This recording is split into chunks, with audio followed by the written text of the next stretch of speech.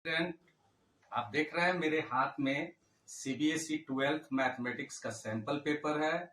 और अगर आपने भी अपनी एग्जाम की तैयारी के लिए यही ले रखा है तो आपके लिए ये वीडियो बहुत ही बेनिफिशियल होने वाला है। तो गाइस, नमस्कार, मैं हूं अरुण सर और स्वागत करता हूं अपने चैनल फोर्थ नीड पे।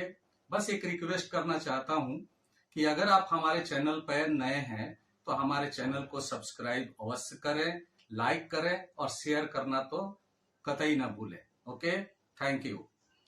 के सेल्फ असेसमेंट पेपर 1 के सेक्शन ए के ऑब्जेक्टिव क्वेश्चंस को सोल्व करने जा रहे हैं। तो आपसे निवेदन है कि आप वीडियो के अंत तक बने रहें। और चलिए अब बिना देर किए हुए क्वेश्चंस को सोल्व करना स्टार्ट करते हैं। तो चलें। तो पहला क्वेश्चन क्या है ये देखिए। Let A equal to A का यहाँ एलिमेंट्स दिया हुआ है and consider the relation R. R दिया हुआ एक रिलेशन और इसके एलिमेंट्स दिए गए हैं। देन आर इज, और ये 4 ऑप्शंस दिए गए हैं, ए बी सी और डी। तो आपको इसमें से कौन सा ऑप्शन सही है उसे चूज करना है। पहला ऑप्शन है कि ये रिफ्लेक्सिव है बट साइमेट्रिक नहीं है। दूसरा है कि रिफ्लेक्सिव है बट ट्रांजिटिव नहीं है। तीसरा है कि साइमेट्रिक भी है और ट्रांजिटिव भी है। और फोर्थ यानी डी नंबर ऑप्शन है कि नाइदर साइमेट्रिक नॉर ट्रांजिटिव। तो सबसे पहले तो ये जानना जरूरी है कि रिफ्लेक्सिव, साइमेट्रिक और ट्रांजिटिव का कॉन्सेप्ट क्या होता है। तो चलिए एक बार आपको बताते हैं पहले कॉन्सेप्ट, फिर आपको समझाते हैं कि कौन सा इसमें ऑप्शन सही है। तो यहाँ हम लिखते हैं फॉर साइमेट्रिक, सॉरी, सबसे पहले फॉर रिफ्लेक्सिव। यहाँ रिफ्लेक्सिव लिख दिए। तो रिफ्लेक्सिव का कॉन्सेप्ट होता है कि X X belongs to R और all X belongs to A. मतलब ये हुआ कि यहाँ देखिए ए के जितने भी एलिमेंट्स हैं, जैसे 1 2 और 3, तो अगर 1 यहाँ लेते हैं, यहाँ लिखा हुआ है for all X belongs to A, यानी कि अगर एक्स ए का एलिमेंट है तो एक्स के जितने भी वैल्यू हैं सबके लिए ये कंडीशन लागू होना चाहिए। तो यहाँ देखे 1 है पहला एलिमेंट, तो यहाँ आ जाएगा 1 1। तो 1 1, यहाँ देखे 1 1 आर का एक एलिमेंट है, ठीक है। फिर देखते हैं 2 है, तो यहाँ 2 2 बिलोंग करना चाहिए आर से। तो आप देखें यहाँ 2 2 भी बिलोंग कर रहा है आर से। 3 है तो 3 3 भी बिलोंग करना चाहिए आर से, तो 3 3 भी बिलोंग कर रहा है आर से। इस तरह से जो रिफ्लेक्सिव होने के लिए कंडीशन चाहिए वो यहाँ पे सेटिस्फाइड है। सो दिया गया फंक्शन, सॉरी दिया गया रिलेशन, ये रिफ्लेक्सिव होगा। ठीक है। अब चेक करते हैं कि यह साइमेट्रिक है कि नहीं। तो फॉर साइमेट्रिक यहाँ लिखते हैं। इसका कंडीशन होता है कि एक्स वाई अगर एलिमेंट है आर का, मतलब X Y belongs to R, then this implies yx also belongs to R। अब आप देखें तो यहाँ देखिए इसमें एक एलिमेंट है 1 2। तो यहाँ अगर 1 2 बिलोंग कर रहा है, 1 2 बिलोंग्स टू R, तो दिस इम्प्लाइज इसका उल्टा यानी 2 1 बिलोंग करना चाहिए आर से। पर आप देखें तो इसमें 2 1 कहीं दिखाई नहीं दे रहा है। ये 2 1 इसमें कहीं दिखाई नहीं दे रहा है, मतलब कि 2 1 इसका एलिमेंट नहीं है, इसलिए यहाँ काट दिए। तो इसका मतलब हुआ कि दिया गया रिलेशन साइमेट्रिक भी साइमेट्रिक नहीं है। अब आते हैं, ये देखते हैं कि ट्रांजिटिव है कि नहीं। तो यहाँ पे लिखते हैं फॉर ट्रांजिटिव। तो ट्रांजिटिव का क्या कंडीशन है। कंडीशन है कि अगर एक्स वाई बिलोंग करता है आर से, एंड अब यहाँ ध्यान दीजिए कि ये जो ऑर्डर्ड पेयर है, इस ऑर्डर्ड पेयर का सेकेंड कोऑर्डिनेट वाई है। तो अब एक नेक्स्ट ऑर्डर्ड पेयर ले लेते हैं यहाँ पे, और उसका जो पहला एलिमेंट है वाई, वो इसके, देखिए यहाँ पे इसके दूसरे एलिमेंट से इसका पहला एलिमेंट या कोऑर्डिनेट मैच कर रहा है। तो यानी कि y belongs to, sorry y z belongs to r। तो दिस इम्प्लाइज, अब यहाँ ध्यान दें कि अगर एक्स वाई बिलोंग कर रहा है आर से और वाई जेड भी बिलोंग कर रहा है आर से, तो ये वाई और वाई को इग्नोर करते हुए जो यहाँ पे, जो यहाँ एक्स है, ये एक्स और ये जेड, यानी ये भी बिलोंग करना चाहिए आर से। तो यहाँ लिख दिए X Z belongs to R. पर अगर देखें जो दिया गया रिलेशन है यहाँ पे, आप देखिए इस ऑर्डर्ड पेयर का 1 2 का सेकंड कोऑर्डिनेट 2, और ये जो आप देख रहे हैं ऑर्डर्ड पेयर, इसका पहला कोऑर्डिनेट 2, दोनों मैच कर रहा है। मतलब यहाँ पे एक बार लिख कर समझा दे कि 1 2 बिलोंग कर रहा है आर से, and 2 3 also belongs to R। तो दिस implies, अब देखिए यहाँ 2 और ये 2 हटा दीजिए, तो 1 3 भी बिलोंग करना चाहिए R से। पर आप देखेंगे कि 1 3 इसमें उपस्थित नहीं है, R के जितने भी एलिमेंट्स हैं उसमें 1 3 कहीं नहीं है, इसलिए यह जो रिलेशन है यह ट्रांजिटिव भी नहीं है। तो इसका मतलब यह रिफ्लेक्सिव है लेकिन साइमेट्रिक और ट्रांजिटिव नहीं है। तो क्या ऑप्शन बनता है? ऑप्शन देखिए यहाँ रिफ्लेक्सिव नॉट साइमेट्रिक, तो ये रिफ्लेक्सिव है पर साइमेट्रिक नहीं है, पर ये ट्रांजिटिव के विषय में कुछ नहीं कर रहा है। यहाँ भी देखिए रिफ्लेक्सिव बट नॉट ट्रांजिटिव, तो ये साइमेट्रिक के विषय में कुछ नहीं कर रहा है। यहाँ कह रहा है कि साइमेट्रिक है ट्रांजिटिव भी है, तो ये टोटली रॉन्ग कर रहा है। ये कह रहा है नाइदर साइमेट्रिक नॉट ट्रांजिटिव, तो ये करेक्ट आंसर हो जाएगा, क्योंकि ये न तो साइमेट्रिक है और ना ही ये ना तो साइमेट्रिक है और ना ट्रांजिटिव है, इसलिए डी इसका करेक्ट आंसर होगा। तो मेरे ख्याल से अब ये समझ गए होंगे, और अब चलते हैं नेक्स्ट क्वेश्चन की ओर। तो नेक्स्ट क्वेश्चन है, यहाँ देखिए the domain of the function defined by F X sine inverse under root X minus one. तो यहाँ हम आप लोगों को बताना चाहते हैं कि साइन इनवर्स एक्स का डोमेन -1 से 1 तक होता है। एक चीज क्लियर कर दे कि डोमेन होता क्या है। तो domain is the set of real value of X for which the given function be also real. मतलब जो डोमेन होता है वो एक्स के रियल वैल्यू का एक सेट होता है जिसके लिए जो फंक्शन दिया गया है वो भी रियल हो। तो इस तरह से हम लोग पढ़ चुके हैं इनवर्स सर्कुलर फंक्शन में कि साइन इनवर्स एक्स का जो डोमेन होता है, यानी एक्स का जो वैल्यू होता है वो -1 से 1 तक होता है। तो इसी कॉन्सेप्ट पर इस क्वेश्चन को चलिए सोल्व करते हैं। तो देखिए यहाँ पे आपको बता दें कि अगर साइन इनवर्स एक्स लिखे तो यहाँ पे इसका जो डोमेन होगा वो डोमेन हो जाएगा -1 is less than equal to X is less than 1। ठीक है, पर अगर यहाँ पे हम साइन इनवर्स एक्स के बदले यहाँ अंडर रूट एक्स माइनस 1 लिखेंगे तो इसका भी डोमेन यही होगा, यानी कितना हो जाएगा -1 is less than equal to X is less than 1। अब सॉरी, यहाँ पे एक्स के जगह पे, यहाँ पे एक्स के बदले हम लिखेंगे root root X minus 1 is less than equal to 1। अब आपको डोमेन निकालना है। डोमेन निकालने का मतलब आपको एक्स का वैल्यू निकालना है। तो ये एक्स का वैल्यू नहीं है, ये देखिए -1 से 1 ये एक्स का वैल्यू नहीं है, ये root under root X minus 1 का वैल्यू है। तो सबसे पहले हम यहाँ चाहते हैं कि एक्स आ जाए। एक्स तब आएगा जब रूट हटेगा, और रूट हटाने के लिए हमको क्या करना होगा, दोनों ओर स्क्वायर करना होगा। तो आप जरा ध्यान देंगे कि अगर आप स्क्वायर करेंगे, इसका स्क्वायर करते हैं, तो square can never B negative. तो स्क्वायर का जो मिनिमम वैल्यू होगा वो होगा 0, इसलिए यहाँ -1 की जगह पे क्या आ जाएगा 0। तो हम यहाँ स्क्वायर कर रहे हैं, और स्क्वायर करेंगे तो यहाँ लिख देंगे 0, और स्क्वायर करते ही रूट हट जाएगा, तो ये हो जाएगा x minus 1 is less then, और 1 का स्क्वायर करेंगे तो 1 ही होगा। अब आपको x का वैल्यू निकालना है, तो आपको यहाँ से आप देख रहे हैं ये -1 हटाना होगा। तो -1 हटाने के लिए सब में 1 ऐड कर देंगे। तो अगर आप 0 में 1 ऐड करते हैं कितना होगा 1। आपने 0 में 1 ऐड कर दिया, 1 हो गया। इज लेस देन, आपने यहाँ 1 ऐड किया, ये 1 से 1 कैंसिल हो जाएगा। Is less than equal to यहाँ 1 प्लस 1 2 हो जाएगा। तो इस तरह से 1 is less than equal to X is less than equal to 2।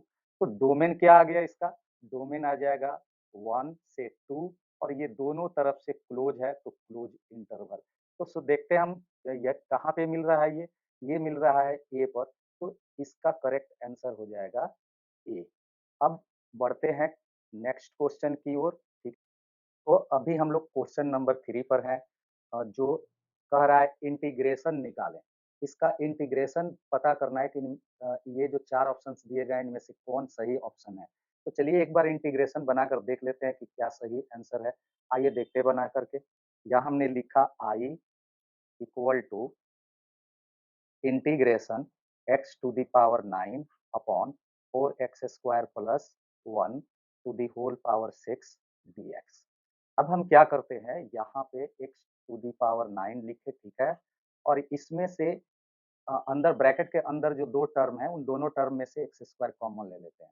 तो कॉमन लेने का मतलब होता है प्रत्येक टर्म को डिवाइड करना।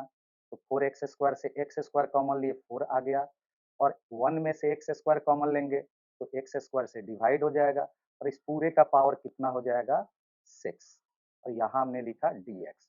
अब क्या करते हैं, x to the power 9 upon, अब यहाँ ध्यान देंगे कि ये जो बिग ब्रैकेट है, अगर इस बिग ब्रैकेट को हटाते हैं तो ये हो जाएगा x का पावर 6 टू जा 12, और ये हो गया 4 plus x to the power -2 to the whole power 6 dx।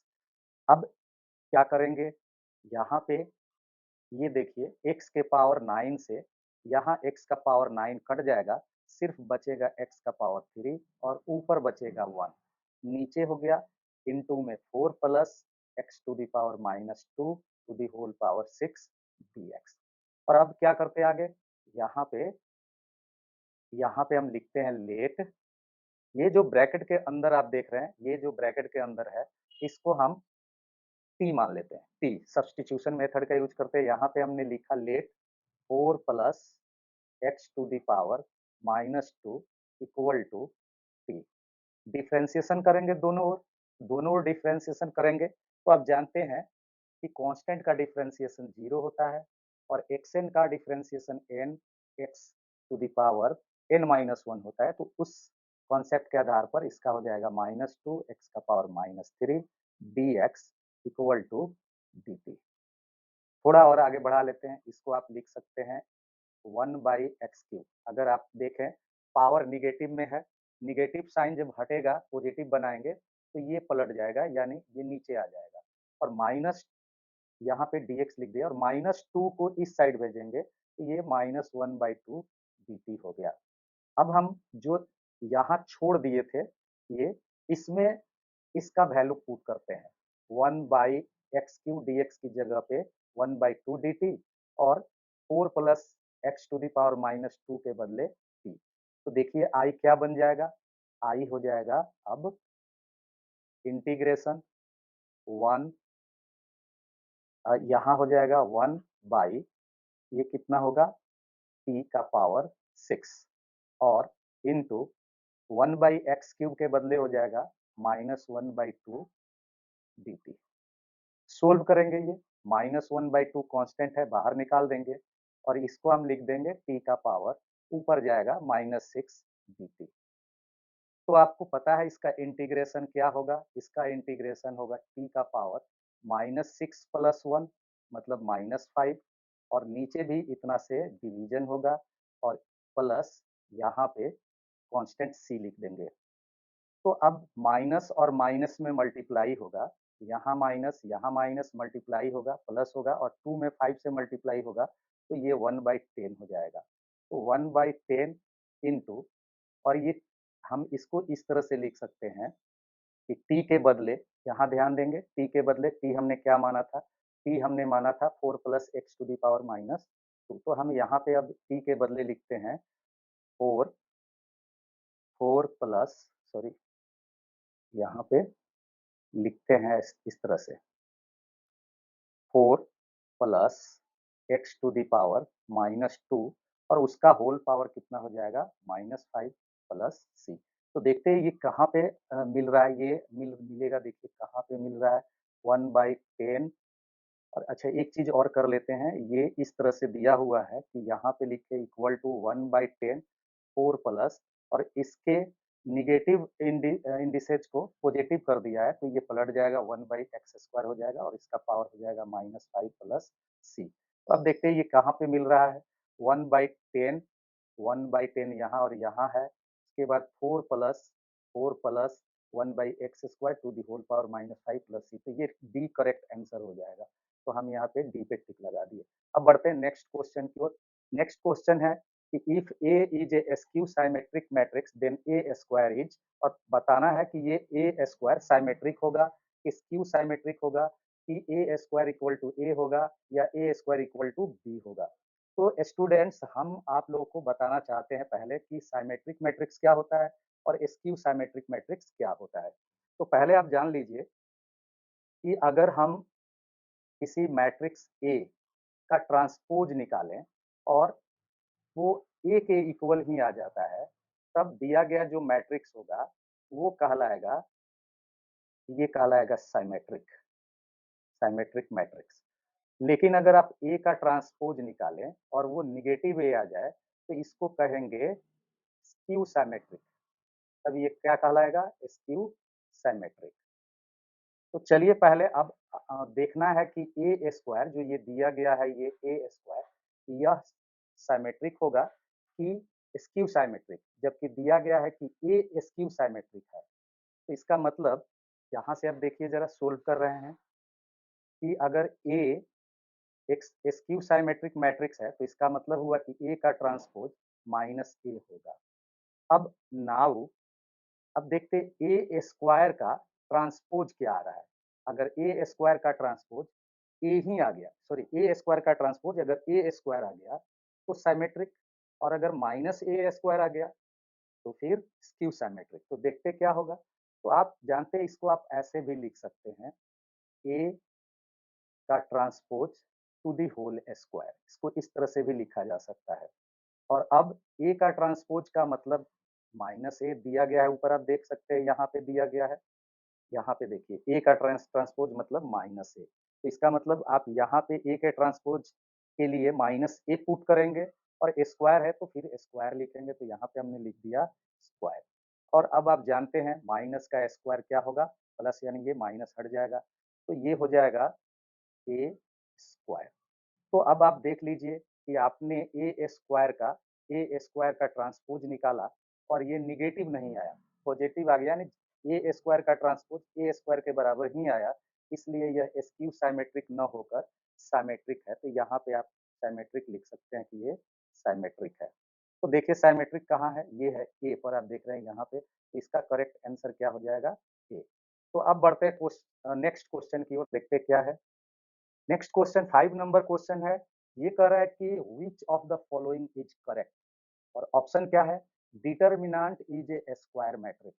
ये टोटली रॉन्ग है, क्योंकि डिटर्मिनेंट एक नंबर होता है और यह नंबर किसी स्क्वायर मैट्रिक्स से एसोसिएटेड या रिलेटेड होता है। यानी हर एक स्क्वायर मैट्रिक्स किसी न किसी रियल नंबर को रिप्रेजेंट करता है। एक बार पुनः सुनिए, प्रत्येक स्क्वायर मैट्रिक किसी न किसी नंबर को रिप्रेजेंट करता है। तो इसका मतलब हुआ कि स्क्वायर मैट्रिक्स एक नंबर से रिलेटेड होगा, और जिस नंबर से वो रिलेटेड होगा वही उस स्क्वायर मैट्रिक्स का डिटर्मिनेंट होता है।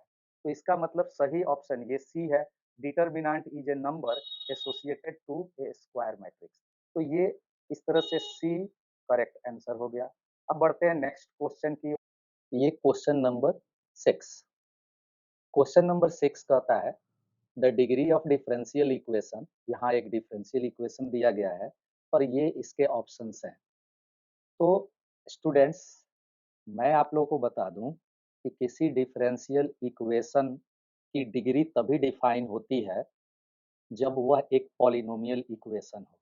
तो बात आ गई कि पॉलिनोमियल इक्वेशन वो कब होगा। इसको समझने के लिए पहले ये समझिए कि अगर हम डेरिवेटिव कह रहे हैं, तो डेरिवेटिव का मतलब क्या हुआ। डेरिवेटिव का मतलब होगा एक dy बाई dx, मतलब फर्स्ट ऑर्डर डेरिवेटिव, या फिर d2y बाई dx स्क्वायर, मतलब सेकेंड ऑर्डर डेरिवेटिव, या d3y बाई dx क्यूब, मतलब थर्ड ऑर्डर डेरिवेटिव, etc। अब अगर किसी डिफरेंशियल इक्वेशन में इन्हीं डेरिवेटिव्स के साइन मतलब साइन ऑफ डेरिवेटिव जैसे sine dy by D X या कॉस ऑफ डेरिवेटिव जैसे cos D two Y by D X square ले लेते हैं या tan ऑफ डेरिवेटिव मतलब tan dy by D X या D three Y by D X cube भी लिख सकते हैं यहाँ ऐसे ये उसमें अगर इन्वॉल्व है और ये एक साइन कॉस tan के अलावा या इनको छोड़कर लॉग ऑफ डेरिवेटिव मतलब log D Y by D X log D two Y by D X square ये सब इन्वॉल्व है और अगर डिफरेंशियल इक्वेशन का सिंप्लीफिकेशन कर रहे हैं और ये साइन कॉस टैन लॉग ये सब रिमूव हो जाते हैं और सिर्फ डेरिवेटिव बच जाते हैं तो आप समझो कि वह पॉलिनोमियल इक्वेशन है और तब उसका डिग्री डिफाइन होगा किंतु यहाँ जो डिफरेंशियल इक्वेशन दिया गया है इसका सिंप्लीफिकेशन करने पर इस dy बाई डी एक्स से ये साइन रिमूव नहीं हो रहा है इसलिए इसका डिग्री डिफाइन नहीं है तो यहाँ पे हो जाएगा not define so correct answer क्या होगा नॉट डिफाइन स्टूडेंट्स अगर आपको डिग्री या ऑर्डर को लेकर के कोई भी कंफ्यूजन है डिफरेंशियल इक्वेशन के डिग्री और ऑर्डर से संबंधित अगर आपको कंफ्यूजन है कोई डाउट है तो आप कमेंट्स बॉक्स में जरूर लिखें मैं आप लोगों के लिए इस पर अलग से वीडियो बना दूंगा ओके सो बढ़ते हैं नेक्स्ट क्वेश्चन की ओर नेक्स्ट क्वेश्चन क्या है ये देख लीजिए the number of arbitrary constant in general solution of a differential equation of fourth order are मतलब अगर किसी डिफरेंशियल इक्वेशन का ऑर्डर 4 है तो उसके जनरल सॉल्यूशन में आर्बिट्रेरी कांस्टेंट कितने होंगे यहाँ क्लियर करें कि किसी डिफरेंशियल इक्वेशन का जब हम जनरल सॉल्यूशन लिखते हैं उस जनरल सॉल्यूशन में आर्बिट्रेरी कांस्टेंट की संख्या उतनी ही होती है जितना उस डिफरेंशियल इक्वेशन का ऑर्डर होता है तो यहाँ पे अगर ऑर्डर 4 है तो इसके जनरल सॉल्यूशन में आर्बिट्रेरी कांस्टेंट की संख्या भी 4 ही होगी तो यहाँ पे करेक्ट आंसर हो जाएगा डी ठीक है ये याद कर लीजिए कि डिफरेंशियल इक्वेशन में डिफरेंशियल इक्वेशन का जितना ऑर्डर होगा उसके जनरल सॉल्यूशन में आर्बिट्रेरी कांस्टेंट की संख्या उतनी ही होती है तो बढ़ते हैं नेक्स्ट क्वेश्चन की तो अभी हम लोग आ गए हैं क्वेश्चन नंबर 8 पर तो क्वेश्चन नंबर 8 क्या कह रहा है वो देखिए क्वेश्चन नंबर 8 कह रहा है कि the function f(x) equal to e to the power modulus of x is continuous everywhere but not differentiable at x equal to 0 मतलब ये सभी जगह कंटिन्यूअस है सभी जगह का मतलब हो गया कि for all the real value of x और फिर सेकंड कह रहा है कि कंटिन्यूअस एंड डिफरेंशिएबल एवरीवेयर मतलब जो गिवन फंक्शन है वो कंटिन्यूअस और डिफरेंशिएबल है for all the real value of x and third number है not continuous at x equal to 0 and D है नॉन ऑफ दिस तो सबसे पहले हम लोग चेक करते हैं कि ये कंटिन्यूअस है कि नहीं फिर हम चेक कर लेंगे कि ये डिफरेंशिएबल है कि नहीं डिफरेंशिएबिलिटी चेक करने के लिए हमको चेक करना है किस पॉइंट पर x इक्वल टू 0 यहाँ देखिए x इक्वल टू 0 हो रहा है इसी पर चेक करना है तो सबसे पहले कंटिन्यूटी चेक कर लेते हैं कि ये कंटिन्यूअस है कि नहीं तो कंटिन्यूटी चेक करने से पहले हम आप लोग को एक कंसेप्ट बताएं कंटिन्यूटी से रिलेटेड कि अगर कोई भी दो फंक्शंस हैं और वो दोनों फंक्शन कंटिन्यूअस फंक्शन है सेम पॉइंट पर या सेम डोमेन में तो उन दोनों का जो कंपोजिट फंक्शन होगा या फंक्शन ऑफ फंक्शन होगा वह भी सेम पॉइंट पर या सेम डोमेन में कंटिन्यूअस होगा इस कॉन्सेप्ट का आपको यहाँ यूज करना है अब देखिए कैसे अब मान लीजिए कि g(x) एक फंक्शन है और g(x) का definition e to the power x है और हम जानते हैं कि ex कंटिन्यूअस होता है एट एवरी वेयर और फिर हम एक और फंक्शन मानते हैं एच एक्स, और ये मान लेते हैं मॉडुलस ऑफ एक्स। और मॉडुलस ऑफ एक्स भी एक्स के प्रत्येक रियल वैल्यू के लिए कंटिन्यूअस होता है, सो ये भी कंटिन्यूअस हो गया एट एवरीवेयर। अब इन दोनों का एक कंपोजिट फंक्शन GOH कहलाएगा और इसको निकालते हैं। तो GOH का मतलब हो गया GHX। तो हम क्या करेंगे, यहाँ पे G ही लिखेंगे और HX के बदले आप देख लीजिए ऊपर HX का डेफिनेशन मॉडुलस ऑफ X है, तो हम यहाँ मॉडुलस ऑफ X लिख देंगे। और फिर अब G का जो डेफिनेशन है उसके आधार पर इसका वैल्यू फाइंड आउट करेंगे। अब यहाँ देखिए GX है e to the power x, मतलब अगर यहाँ x है तो आप यहाँ क्या लिख रहे हैं, x लिख रहे हैं। तो यहाँ पे अगर मॉडुलस ऑफ x है तो आप यहाँ e का पावर, यहाँ अगर मॉडुलस ऑफ x होगा तो e का पावर मॉडुलस ऑफ x देंगे। तो यहाँ पे आप लिखेंगे e to the power modulus of x। और ये e to the power modulus of x fx का डेफिनेशन है, ऊपर क्वेश्चन में आप देख सकते हैं यहाँ पे e to the power modulus of x का मतलब fx हो गया। तो इस तरह से जो ये fx है, यह fx इस दोनों फंक्शन का, इन दोनों फंक्शन g और h का कंपोजिट फंक्शन है। तो अगर g कहीं भी कंटिन्यूअस है, h भी कहीं पर भी कंटिन्यूअस है, तो इनका जो ये कंपोजिट फंक्शन हुआ fx, यह भी कंटिन्यूअस होगा एवरीवेयर। ठीक है, तो यहाँ पे रिजल्ट निकल कर क्या आया, यहाँ पे रिजल्ट निकल कर आया कि fx is continuous at everywhere. तो ये तो हो गया कि fx कंटिन्यूअस है प्रत्येक जगह पर, प्रत्येक पॉइंट पर। पर अब एक और चीज चेक करना है कि क्या यह fx x इक्वल टू 0 पर डिफरेंशिएबल है कि नहीं। मतलब डिफरेंशिएबल ये तब होगा जब लेफ्ट हैंड डेरिवेटिव मतलब LHD और राइट हैंड डेरिवेटिव यानी RHD दोनों इस x इक्वल टू 0 पर इक्वल आ जाए। यानी x इक्वल टू 0 के लिए दोनों का वैल्यू अगर सेम आया तो ये x इक्वल टू 0 पर डिफरेंशिएबल होगा। तो इसके लिए आपको चेक करना होगा। तो हम यहाँ पे पहले LHD निकाल लेते हैं। यहाँ देखिए निकालते हैं LHD। कहाँ पे निकालना है, तो ये निकालना है एट x इक्वल टू 0 पर। इसलिए हम यहाँ लिखेंगे limit h tends to 0 f 0 minus h। ध्यान रहे कि लेफ्ट हैंड डेरिवेटिव जब निकालेंगे तो जिस पॉइंट पर निकालेंगे उसमें से h को माइनस करेंगे। जैसे यहाँ पे 0 है तो 0 माइनस h लिखेंगे। और h क्या है, h is a very very small number, means positive integer, very very small positive integer. तो यहाँ पे हम 0 माइनस h लिखे और फिर माइनस f 0 लिखेंगे क्योंकि 0 पर चेक कर रहे हैं, और बाई माइनस h।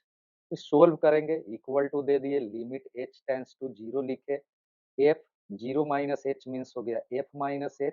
और यहाँ पे f 0 का मतलब e का पावर मॉडुलस ऑफ 0 होगा। क्यों ऐसा लिखा हमने, तो आप देख सकते हैं कि यहाँ पे fx का definition e to the power modulus of x दिया है, तो अगर x के बदले हम यहाँ 0 लिखेंगे तो यहाँ भी 0 आ जाएगा। तो इसलिए हमने f0 के बदले e का पावर मॉडुलस ऑफ 0 लिख दिया।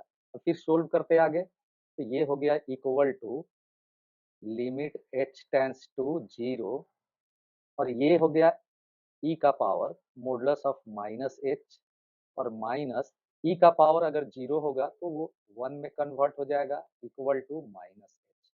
फिर सोल्व करेंगे तो limit h tends to 0, e का power modulus of minus h। तो मॉडुलस ऑफ माइनस h का मतलब h ही हुआ, और माइनस 1 बाई ये h लिख दिए, और इसका h का जो नीचे वाला h का जो माइनस है वो यहाँ लिख देते हैं। तो इस तरह से ये हो गया माइनस, और ये पूरा एक फॉर्मूला है जिसका वैल्यू होता है 1। इस तरह से LHD कितना आ गया, -1। और अब RHD निकालते हैं, तो यहाँ पे लिखते हैं RHD। RHD का क्या मतलब हुआ, राइट हैंड डेरिवेटिव किस पर निकालना है, 0 पर। तो यहाँ आप लिखेंगे limit h tends to 0 f। अब लिख देंगे 0 प्लस h, उसमें लिखे थे क्या 0 माइनस h, यहाँ क्या लिखेंगे 0 प्लस एच और minus F 0 by H. Okay, अब सोल्व करते हैं तो ये हो जाएगा लिमिट h टेंस टू 0, ये एफ एच हो जाएगा और माइनस ये फिर e का पावर मॉडुलस ऑफ 0 और बाई h होगा।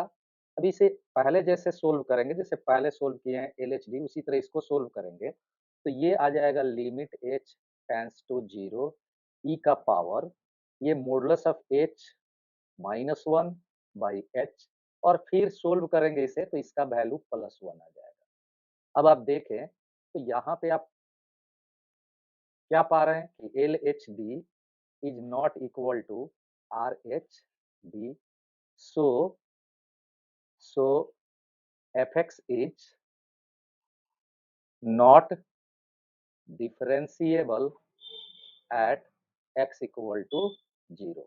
तो इस तरह से आप लोगों ने देखा कि दिया गया जो फंक्शन एफ एक्स है वो कंटिन्यूअस है एवरीवेयर, बट वो डिफरेंशिएबल नहीं है 0 पर। इसलिए हमारा जो राइट आंसर होगा वो होगा answer A, continuous everywhere but not differentiable at x equal to 0। तो मेरे ख्याल से आप समझ गए होंगे। ठीक है, फिर आगे बढ़ते हैं नेक्स्ट क्वेश्चन की ओर। तो नेक्स्ट क्वेश्चन है इफ y इक्वल टू इतना then dy by D x is equal to, और ये 4 ऑप्शंस दे दिए गए हैं। तो इसका डिफरेंशिएशन करते हैं। डिफरेंशिएशन करने से पहले यहाँ बता दें कि log m बाई n मतलब होता है log m minus log n। इस फॉर्मूला का यूज अगर करें तो y इक्वल टू जो देख रहे हैं लिखा हुआ है log x upon 1 plus x, तो आप इसे क्या लिख सकते हैं log x minus log 1 plus x, ऐसे लिख सकते हैं।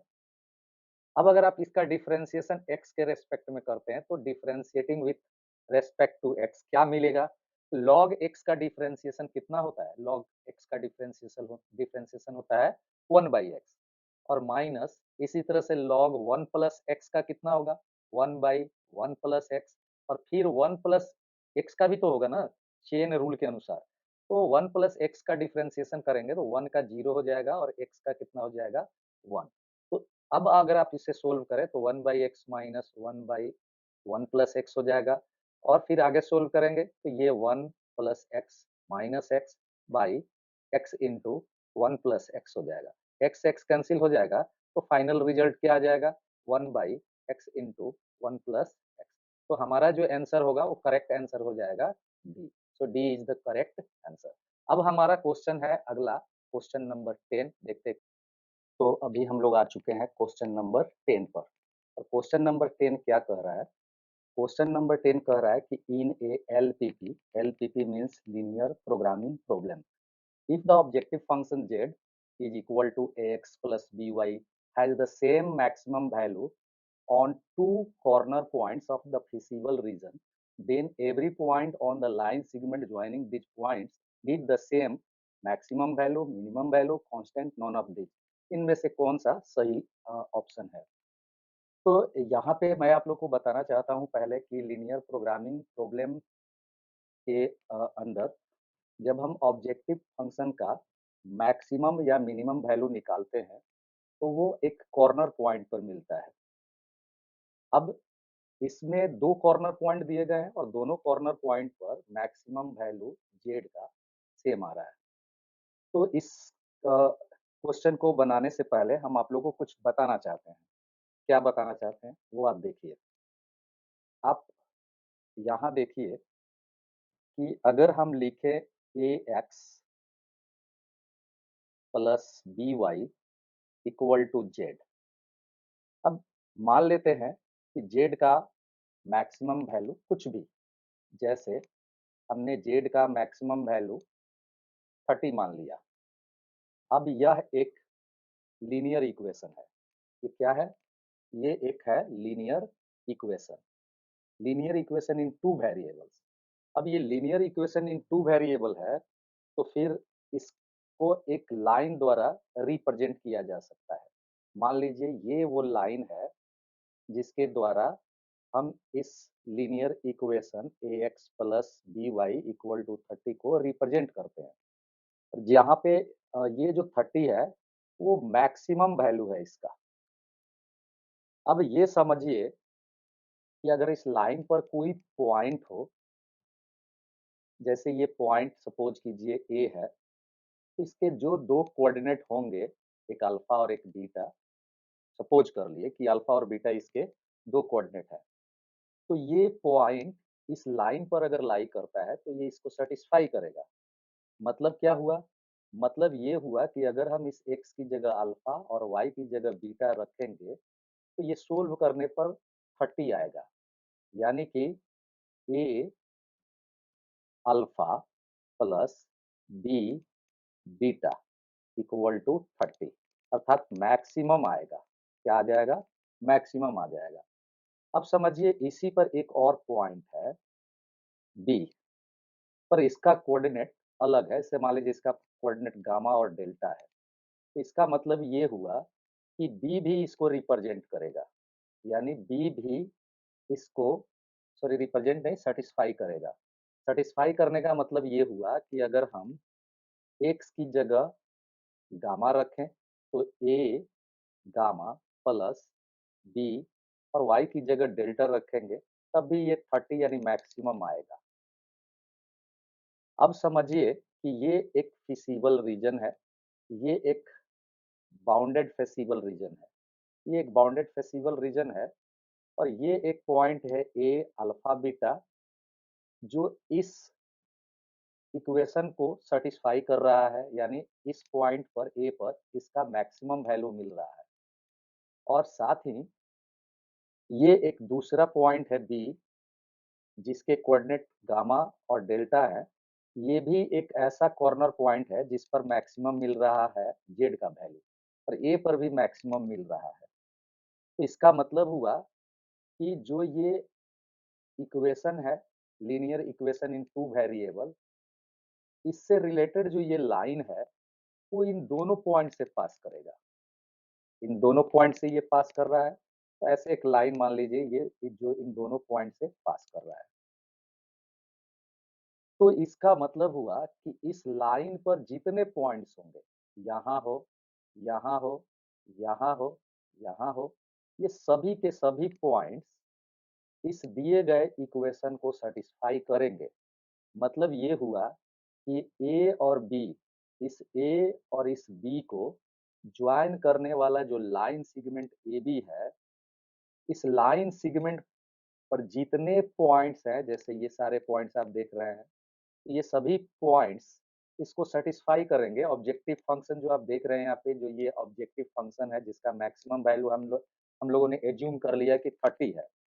तो ये सभी इसको सेटिस्फाई करेंगे। तो इसका मतलब ये हो गया कि जो 2 कॉर्नर पॉइंट हैं, इनको ज्वाइन करने वाले लाइन सेगमेंट पर जितने पॉइंट्स हैं, उन सभी पॉइंट्स पर इस ऑब्जेक्टिव फंक्शन का वैल्यू मैक्सिमम ही होगा। तो इससे ये रिजल्ट निकला कि 10 का करेक्ट आंसर ए होगा, मैक्सिमम। तो यहाँ पे हमने इसे टिक लगा दिया। ठीक है, बढ़ते हैं नेक्स्ट क्वेश्चन की ओर। अगला क्वेश्चन है कि corner point A feasible reason, एक फिसिबल रीजन है जिसके कॉर्नर पॉइंट्स दे दिए गए हैं पी क्यू आर एस के रूप में यहाँ दिख रहे हैं। तो minimum value of z equal to 2x plus 5y is at the point इस पी पर, इस क्यू पर, आर और एस पर, इनमें से किस पर जेड का मिनिमम वैल्यू होगा। तो जस्ट इसके पहले वाले क्वेश्चन में हमने आप लोगों को बताया कि मैक्सिमम वैल्यू हो या मिनिमम वैल्यू हो, ऑब्जेक्टिव फंक्शन का मैक्सिमम वैल्यू या मिनिमम वैल्यू फिसिबल रीजन के कॉर्नर पॉइंट पर मिलता है। तो इसके लिए कैसे हम डिटरमाइन करेंगे कि मिनिमम या मैक्सिमम वैल्यू किस पॉइंट पर होगा। हम लोग क्या करते हैं, यहाँ पे लिख देते हैं कॉर्नर पॉइंट। यहाँ हमने लिखा कॉर्नर पॉइंट। कॉर्नर पॉइंट में कौन कौन है, पी है 0 5, फिर क्यू है कितना 1 5, क्वेश्चन में आप देख सकते हैं। आर कितना है, आर है 4 2, और एस, एस कितना है 12 0। तो यहाँ पे लिखते हैं z equal to 2x plus 5y। और एक एक करके, जैसे यहाँ देखिए 0.5 तो 0x का वैल्यू हो जाएगा क्योंकि फर्स्ट कोऑर्डिनेट x को रिप्रेजेंट करता है, x कोऑर्डिनेट को, और सेकंड कोऑर्डिनेट y के वैल्यू को रिप्रेजेंट करता है। तो हम क्या करेंगे, इसमें x की जगह 0 और y की जगह 5 लिखेंगे और फिर सोल्व करके z का वैल्यू निकाल देंगे। इसी प्रकार सभी पॉइंट के साथ करना है। तो आइए सोल्व करके देखते हैं। यहाँ पे क्या आ जाएगा, अगर हम यहाँ 2 इंटू 0 रखें और प्लस 5 इंटू 5 पुट करेंगे तो ये 25 आ गया। इसी तरह से यहाँ 2 इंटू 1 पुट करेंगे प्लस 5 इंटू 5 पुट करेंगे तो ये आ जाएगा 27। और फिर 2 इंटू एक्स के लिए 4 और प्लस 5 इंटू वाई के लिए क्या रखेंगे 2। तो सोल्व करके ये कितना आ जाएगा 18। और इसी प्रकार से 2 इंटू एक्स के जगह पे 12 और फिर प्लस 5 इंटू वाई की जगह पे 0 पुट करेंगे तो ये 24 आ गया।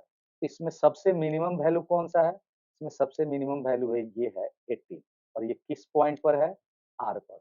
सो R is the correct answer. तो इसका करेक्ट आंसर कौन हो जाएगा, आर।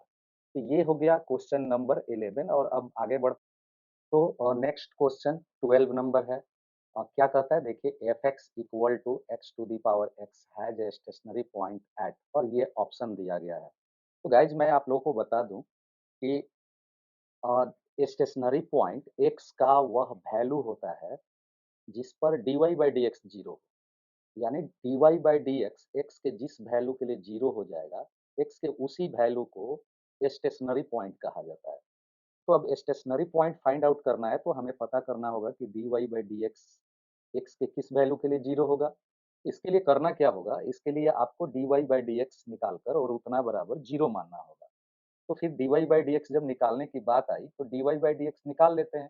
कैसे निकालेंगे, सो यहाँ देखिए हम लोग क्या करते हैं, मान लेते हैं एफ एक्स को वाई और y बराबर x to the power x. अब ये एक लॉगरिथमिक फंक्शन है क्योंकि यहाँ पे जिसका हम डिफरेंशिएशन करने जा रहे हैं वो फंक्शन ऑफ फंक्शन है, फंक्शन का पावर फंक्शन है। तो हम क्या करेंगे, दोनों ओर लॉग ले लेते हैं। हम यहाँ लिखेंगे log y equal to log x to the power x. अब ये लॉग वाई ही रह जाएगा, पर ये लॉग एम का पावर एन, तो ये पावर मल्टीप्लाई में आ जाता है, यानी एक्स लॉग एक्स हो जाएगा।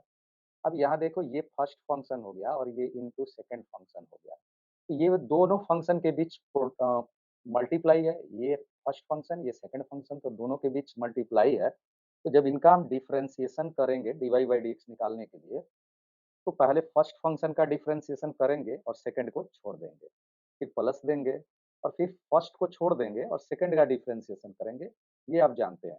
तो इसके लिए अब यहाँ पे हम जब डिफरेंशिएशन करेंगे तो लॉग वाई का डिफरेंशिएशन क्या होगा, लॉग वाई का डिफरेंशिएशन हो जाएगा 1/y, और साथ में चेन रूल के अनुसार यहाँ d Y by D x भी रहेगा। अब यहाँ पे फर्स्ट फंक्शन का डिफरेंशिएशन, तो एक्स का डिफरेंशिएशन क्या होता है 1 इंटू लॉग एक्स को छोड़ दिए फिर प्लस दिए। अब एक्स को छोड़ दे रहे हैं और लॉग एक्स का डिफरेंशिएशन करते हैं जो होगा 1/x, एक्स से एक्स कैंसिल हो गया। ओके, तो इस तरह से d Y by D x equal to इधर का जो y है लेफ्ट साइड का वो इधर आकर इंटू हो जाएगा और इधर log x प्लस 1 हो गया। अब हम मान लेते हैं कि dy by D x equal to zero, क्योंकि हमको वह पॉइंट निकालना है जिस पर dy बाई डी एक्स हो, sorry dy by D x zero हो। हम क्या करते हैं, dy बाई डी एक्स के बदले y into log x plus 1 put करते हैं और इक्वल टू जीरो। अब यहाँ देखें तो ये दो फैक्टर हैं, एक फैक्टर y है और दूसरा फैक्टर क्या है log x प्लस 1। तो आप जानते हो कि जब भी दो फैक्टर का प्रोडक्ट जीरो हो, then either first factor will be zero और सेकंड विल बी जीरो, यानी पहला फैक्टर जीरो होगा या दूसरा फैक्टर जीरो होगा।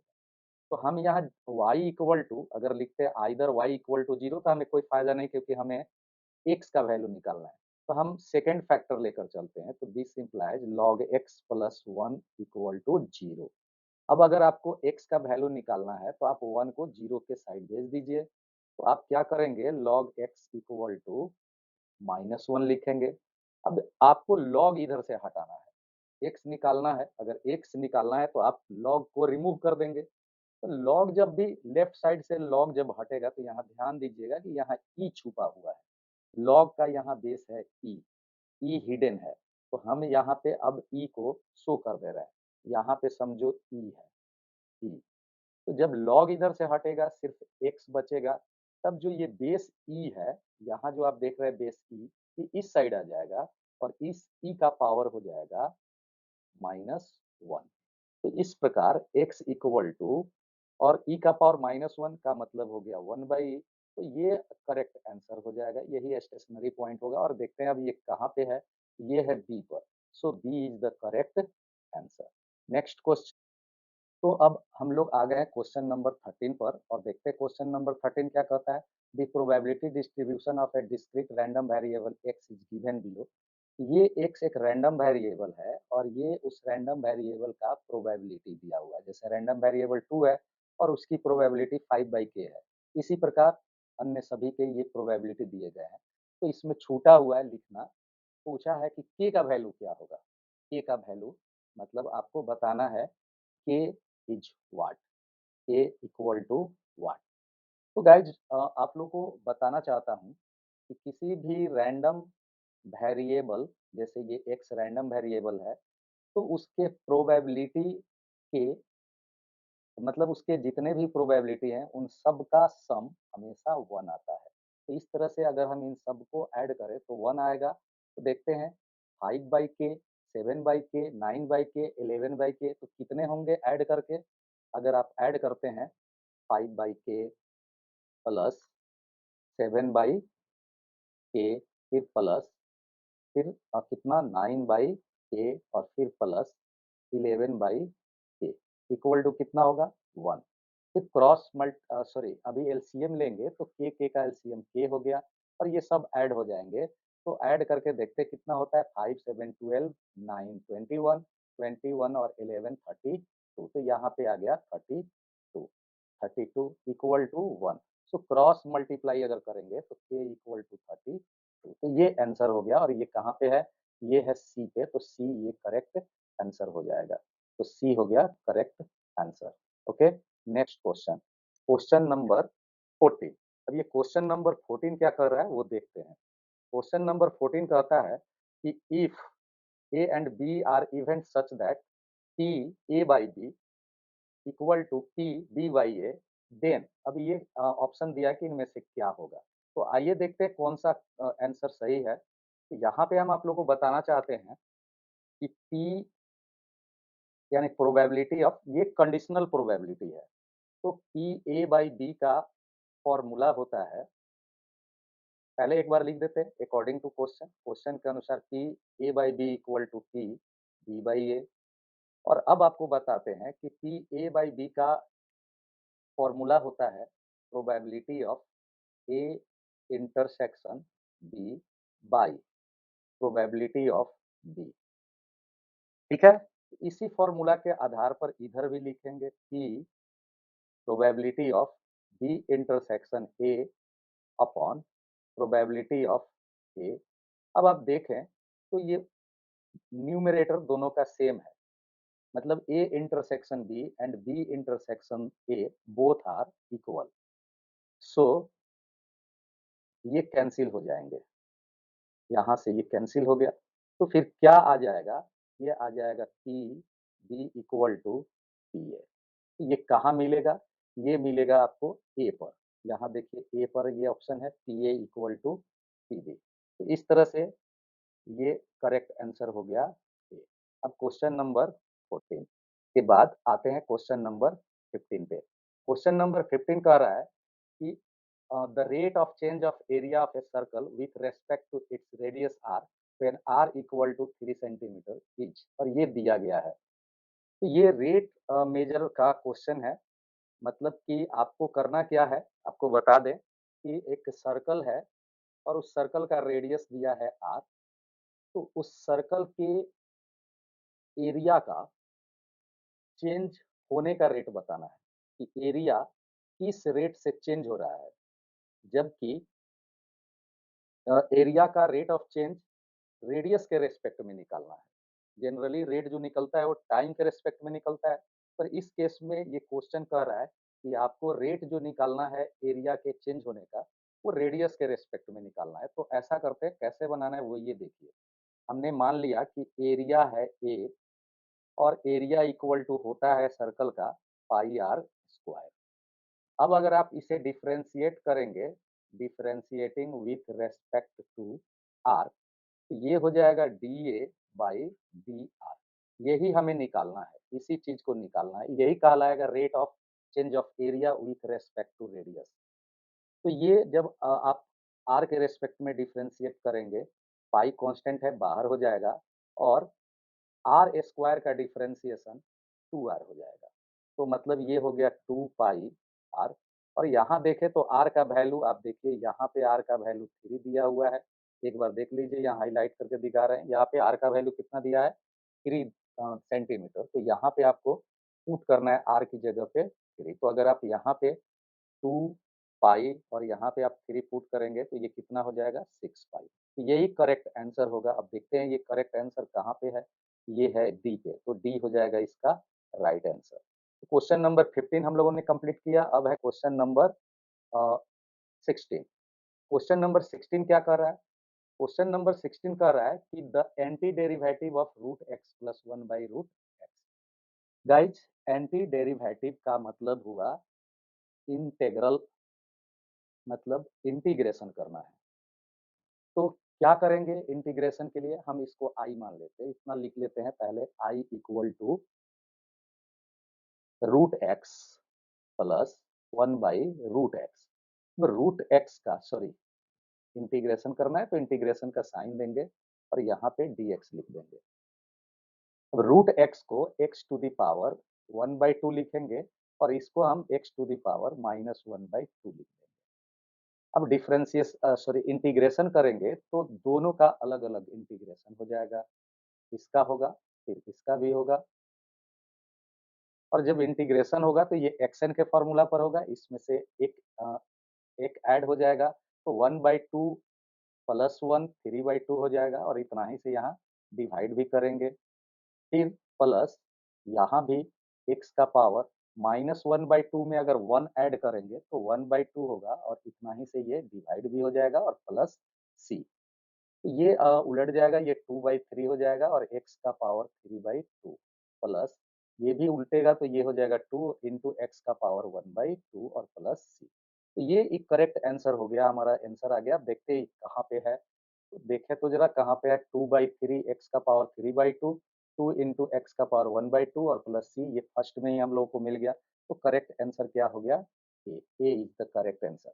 अब आते हैं, तो अब हम लोग क्वेश्चन नंबर 17 पर आ चुके हैं और क्वेश्चन नंबर 17 कह रहा है कि the solution of differential equation dy by D x equal to 2 to the power -y is, और ये ऑप्शन दे दिया गया है।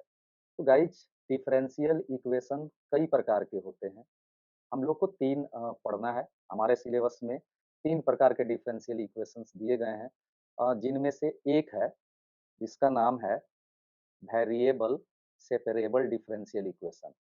Variable separable differential equation. दूसरा है होमोजीनियस डिफरेंशियल इक्वेशन। और थर्ड है लीनियर डिफरेंशियल इक्वेशन।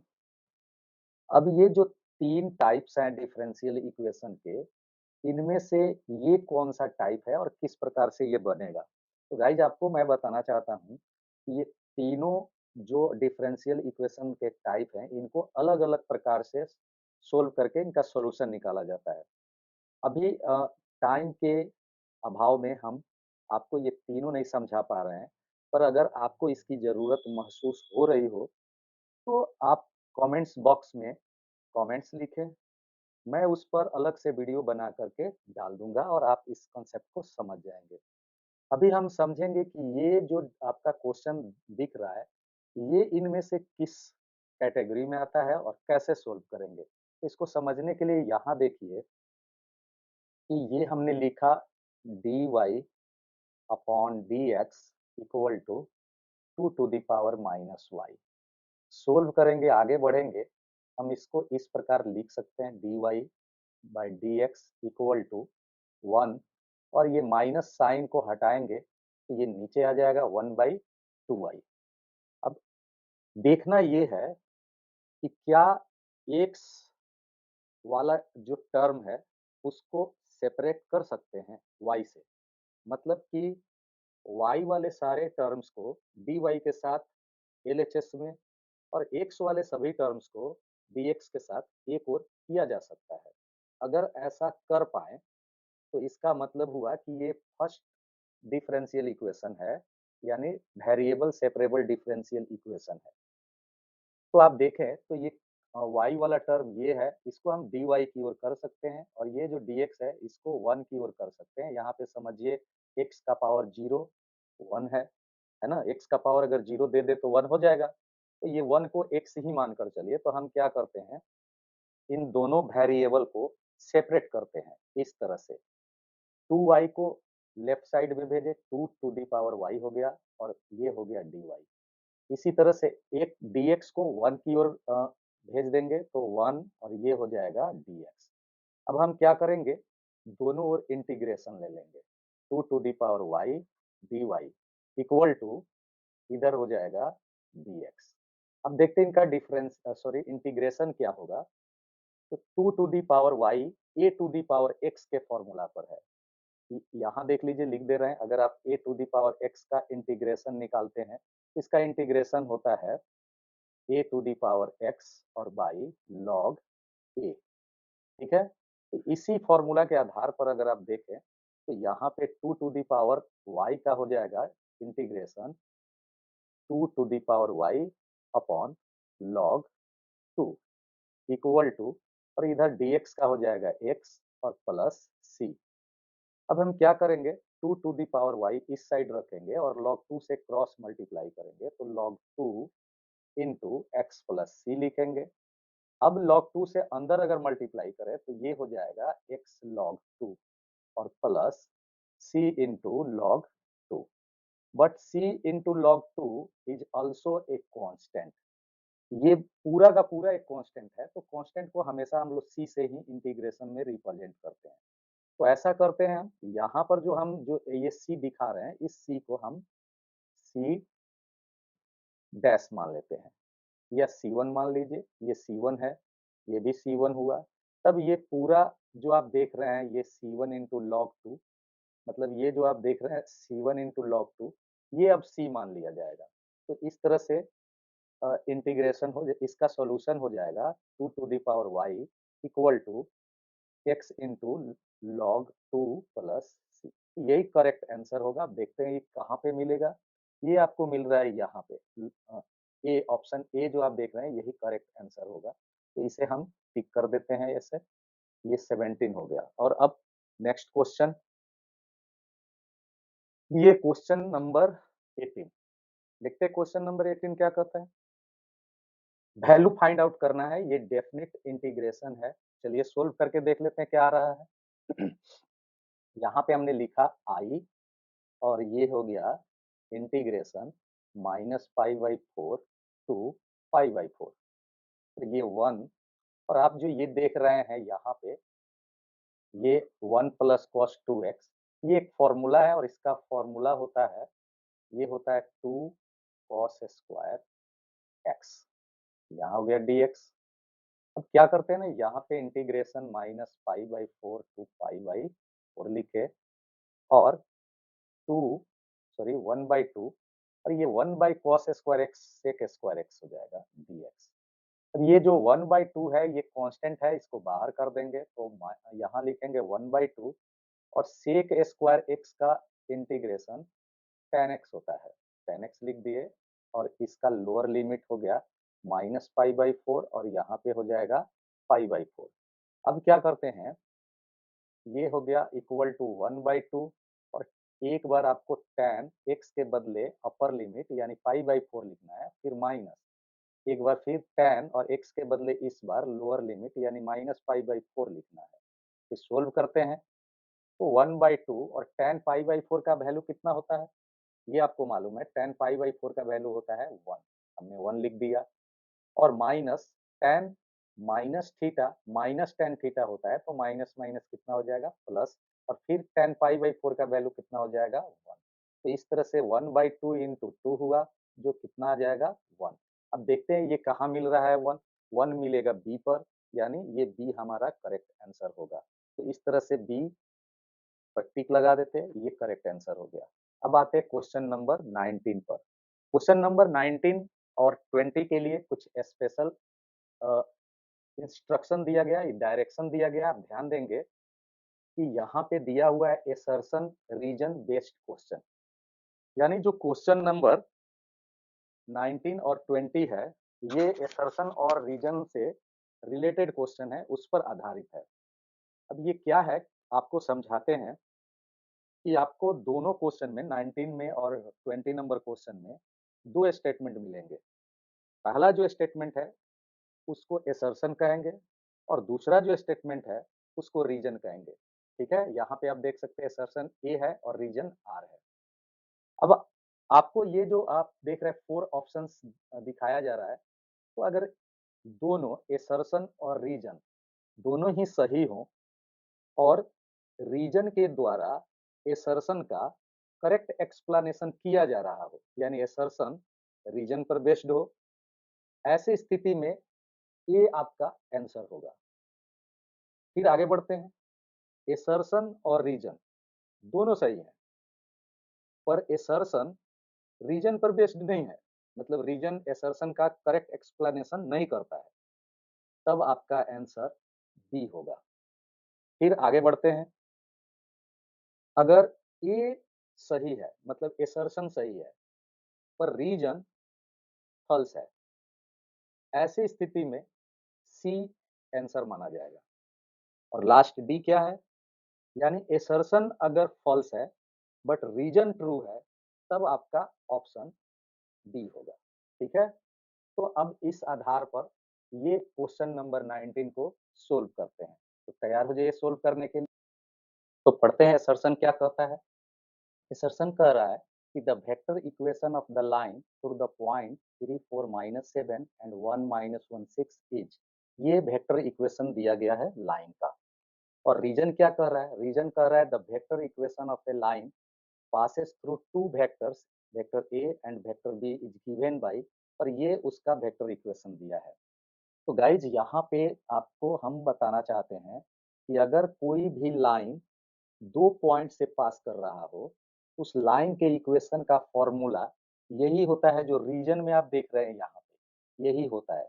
तो मतलब अगर आपने फॉर्मूला याद रखा है तो आप कंफर्म है कि ये जो रीजन दिया गया है ये सही है, ट्रू है, क्योंकि 2 पॉइंट से पास करने वाले लाइन का इक्वेशन का फॉर्मूला ये होता है। अब इसमें वेक्टर आर क्या है, वेक्टर ए क्या है, अब बी क्या है, वेक्टर बी क्या है, वेक्टर ए क्या है, ये अभी थोड़ी देर में समझ में आ जाएगा। तो पहले हम लोग असर्शन की बात कर लेते हैं। अब इस असर्शन को समझने के लिए यहाँ देखिए आपको समझा रहे हैं। यहाँ पे हम लोग ऐसा करते हैं, इसे 2 पार्ट में बाँट लेते हैं। ये हो गया, यहाँ पे हम लिखते हैं असर्शन। ये असर्शन हमने लिख दिया। देखते हैं कि ये सही है या गलत। असर्शन में कह रहा है कि एक लाइन 2 पॉइंट से पास कर रहा है। मान लीजिए ये एक लाइन है जो इस दिए गए पॉइंट से पास कर रहा है। इस पॉइंट का कोऑर्डिनेट दिया हुआ है 3, 4 और -7, और यही लाइन एक दूसरे पॉइंट 1, -1 और 6 से भी पास कर रहा है, यानी 2 पॉइंट से। अगर इस पॉइंट का नाम ए दें, तो इसका जो इसका जो पोजीशन वेक्टर होगा उसको हम वेक्टर ए मानेंगे। Vector A is the position vector of point A. ये पॉइंट ए हो गया और इसके पोजीशन वेक्टर को ए मानेंगे। इसी तरह से इस पॉइंट को हम पॉइंट बी मानते हैं और इसका जो पोजीशन वेक्टर होगा उसको हम वेक्टर बी मान लेते हैं। ये बी हो गया पॉइंट और इसका पोजीशन वेक्टर हो गया वेक्टर बी। तो इस तरह से वेक्टर ए का मतलब हो जाएगा, अब देखिए वेक्टर ए पॉइंट ए का पोजीशन वेक्टर है जिसके ये कोऑर्डिनेट्स दिए गए हैं। तो इस तरह से पोजीशन वेक्टर ए का जो वेक्टर फॉर्म होगा, सॉरी कंपोनेंट फॉर्म होगा, वो इस तरह से लिखा जाएगा, 3 i cap plus 4 j cap plus की जगह माइनस यहाँ क्योंकि -7 दिया है, 7 k कैप। इसी प्रकार से बी, वेक्टर बी क्या लिखा जाएगा, वेक्टर बी लिखा जाएगा i कैप यानी 1 i कैप, और फिर यहाँ देखिए यहाँ पे दिया है 1 तो 1 i cap means i cap, फिर -1 दिया है तो -1 i कैप का मतलब हुआ कि माइनस यहाँ लिख देंगे, ये हो जाएगा -j कैप, और फिर 6 दिया हुआ है, बी का थर्ड कोऑर्डिनेट 6 है, तो ये हो जाएगा +6 k कैप। अब मान लेते हैं कि इसी लाइन पर कहीं एक आर्बिट्रेरी पॉइंट ले लेते हैं, आर्बिट्रेरी मतलब अपनी इच्छा से कोई एक पॉइंट ले लेते हैं। सपोज कीजिए यहाँ एक पॉइंट ले लेते हैं और इस पॉइंट का नाम आर दे देते हैं। यहाँ पे हमने एक पॉइंट लिया और इसका नाम आर दे दिया, तो इसका कोऑर्डिनेट हो जाएगा, अपने से हमको मानना है तो एक्स वाई जेड मान लेंगे, हमने खुद से मान लिया। इसके पोजीशन वेक्टर को वेक्टर आर कहेंगे, तो इस तरह से वेक्टर आर का कंपोनेंट फॉर्म हो जाएगा एक्स आई कैप प्लस वाई जे कैप प्लस जेड के कैप। अब आप देखें तो किसी भी दो पॉइंट, किन्हीं दो पॉइंट से पास करने वाले लाइन, अगर दो पॉइंट से कोई लाइन पास कर रहा है और उन दोनों पॉइंट का पोजीशन वेक्टर दिया गया है, पहला का पोजीशन वेक्टर ए, दूसरे का पोजीशन वेक्टर बी, तो उसके वेक्टर इक्वेशन का फॉर्मूला होता है, यहाँ लिखते हैं, वेक्टर इक्वेशन इज, तो ये होता है vector r equal to vector A plus lambda vector b minus vector a. अब आप देखें यहाँ पे आपको बता रहे हैं, यहाँ देखिए यही चीज लिखा हुआ है सेम, तो इसका मतलब कि रीजन जो है वो सही है। और अब देखते हैं कि एसर्शन सही है कि नहीं, तो इस फॉर्मूला का यूज कर रहे हैं और यहाँ पे वैल्यू पुट कर रहे हैं। उससे पहले आप देखिए यहाँ पे लिख रहे हैं आर का मतलब हो गया एक्स आई कैप वाई जे कैप प्लस जेड के कैप और इक्वल टू ए का मतलब हो गया 3 i cap plus 4 j cap -7 k cap और प्लस, और बी का मतलब हो गया, सॉरी लेमडा पहले लिखेंगे, और बी का मतलब हो गया आई कैप फिर -j कैप फिर +6 k कैप और माइनस, फिर से ए का मतलब हो गया 3 i कैप, लेकिन माइनस के कारण साइन सब चेंज होगा, तो -4 j कैप होगा, तो सुधार देते हैं, ये हो जाएगा -4 j कैप, और फिर -7 की जगह पे अब हो जाएगा +7 k कैप, साइन चेंज कर दिए, फिर सोल्व करते हैं। तो जरा देखो यहाँ पे लेमडा वाला टर्म है, तो ये लेमडा वाले टर्म सभी को इधर ही रखते हैं और बाकी ये सारे टर्म्स को एक और कर देते हैं।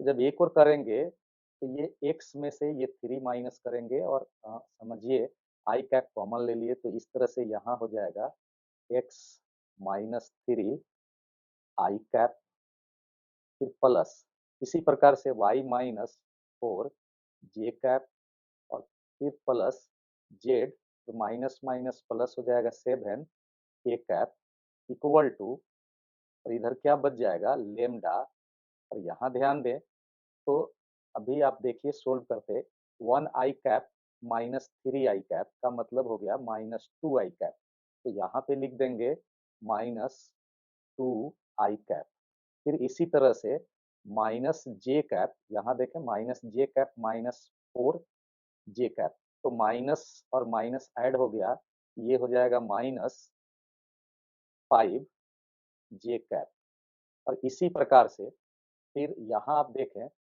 तो 6 k कैप, 6 k कैप और +7 k कैप, तो ये ऐड होकर हो जाएंगे +13 k कैप।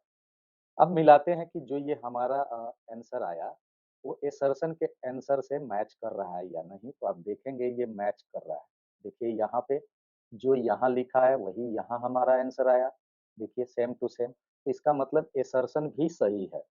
अब आपने देखा कि एसर्शन सही है, रीजन भी सही है क्योंकि ये तो पहले ही हमने बताया है और रीजन का जो ये फॉर्मूला दिया गया है, यही फॉर्मूला किसको एक्सप्लेन कर रहा है? एसर्शन को, यानी एसर्शन रीजन पर बेस्ड है।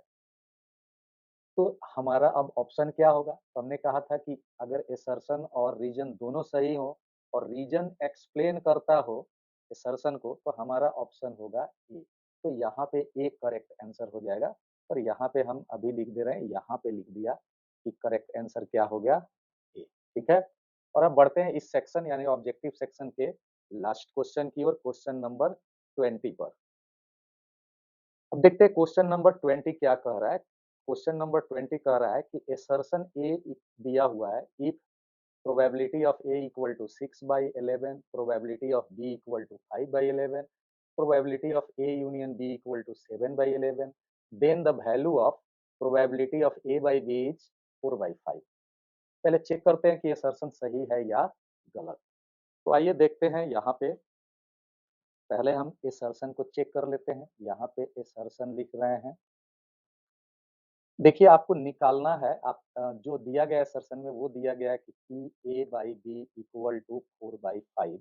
ये हमको चेक करना है कि ये सही है कि गलत है। इसके लिए आपको बता दें कि ये होगा फॉर्मूला, इसका होता है P A intersection B by P B, इतना इक्वल टू होना चाहिए 4/5। अब हमें जानना है कि पी ए इंटरसेक्शन बी क्या होगा, तो हम इसको यहीं छोड़ते हैं और हम पहले देखते हैं, एक फॉर्मूला होता है जो आपने 11th में पढ़ा होगा।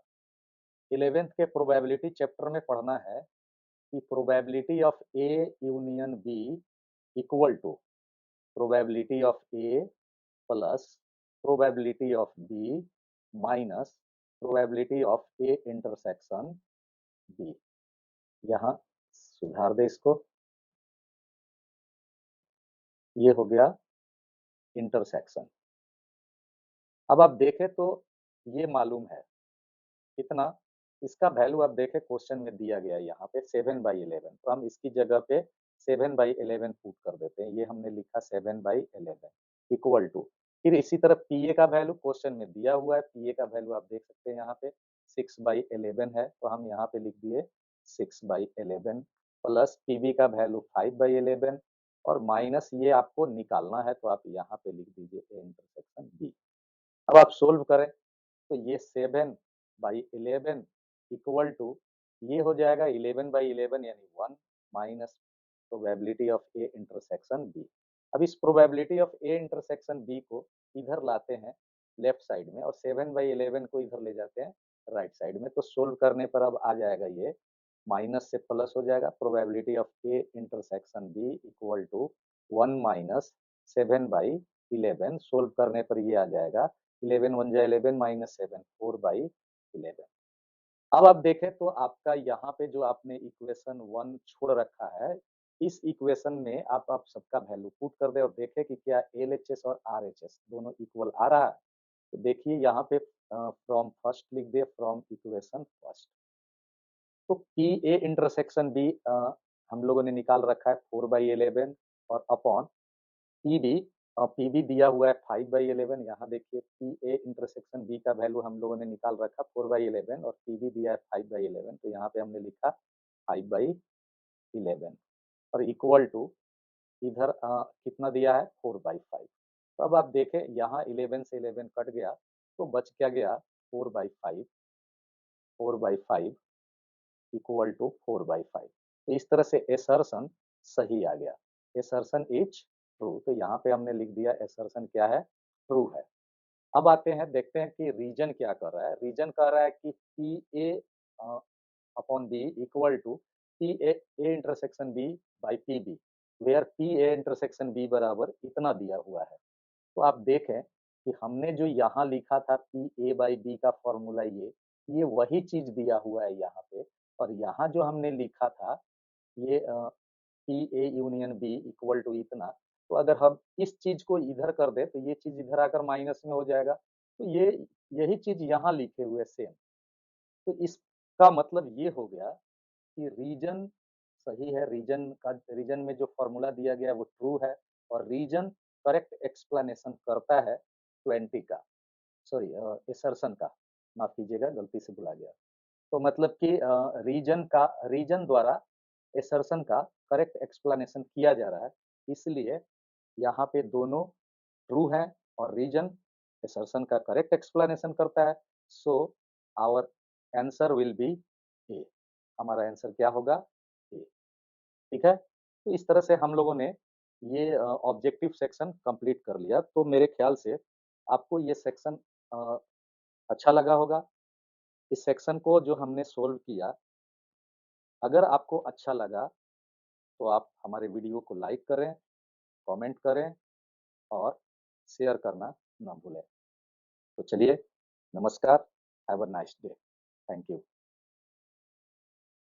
तो स्टूडेंट्स, मैं अरुण सर स्वागत करता हूं अपने चैनल फोर्थ नीड पे।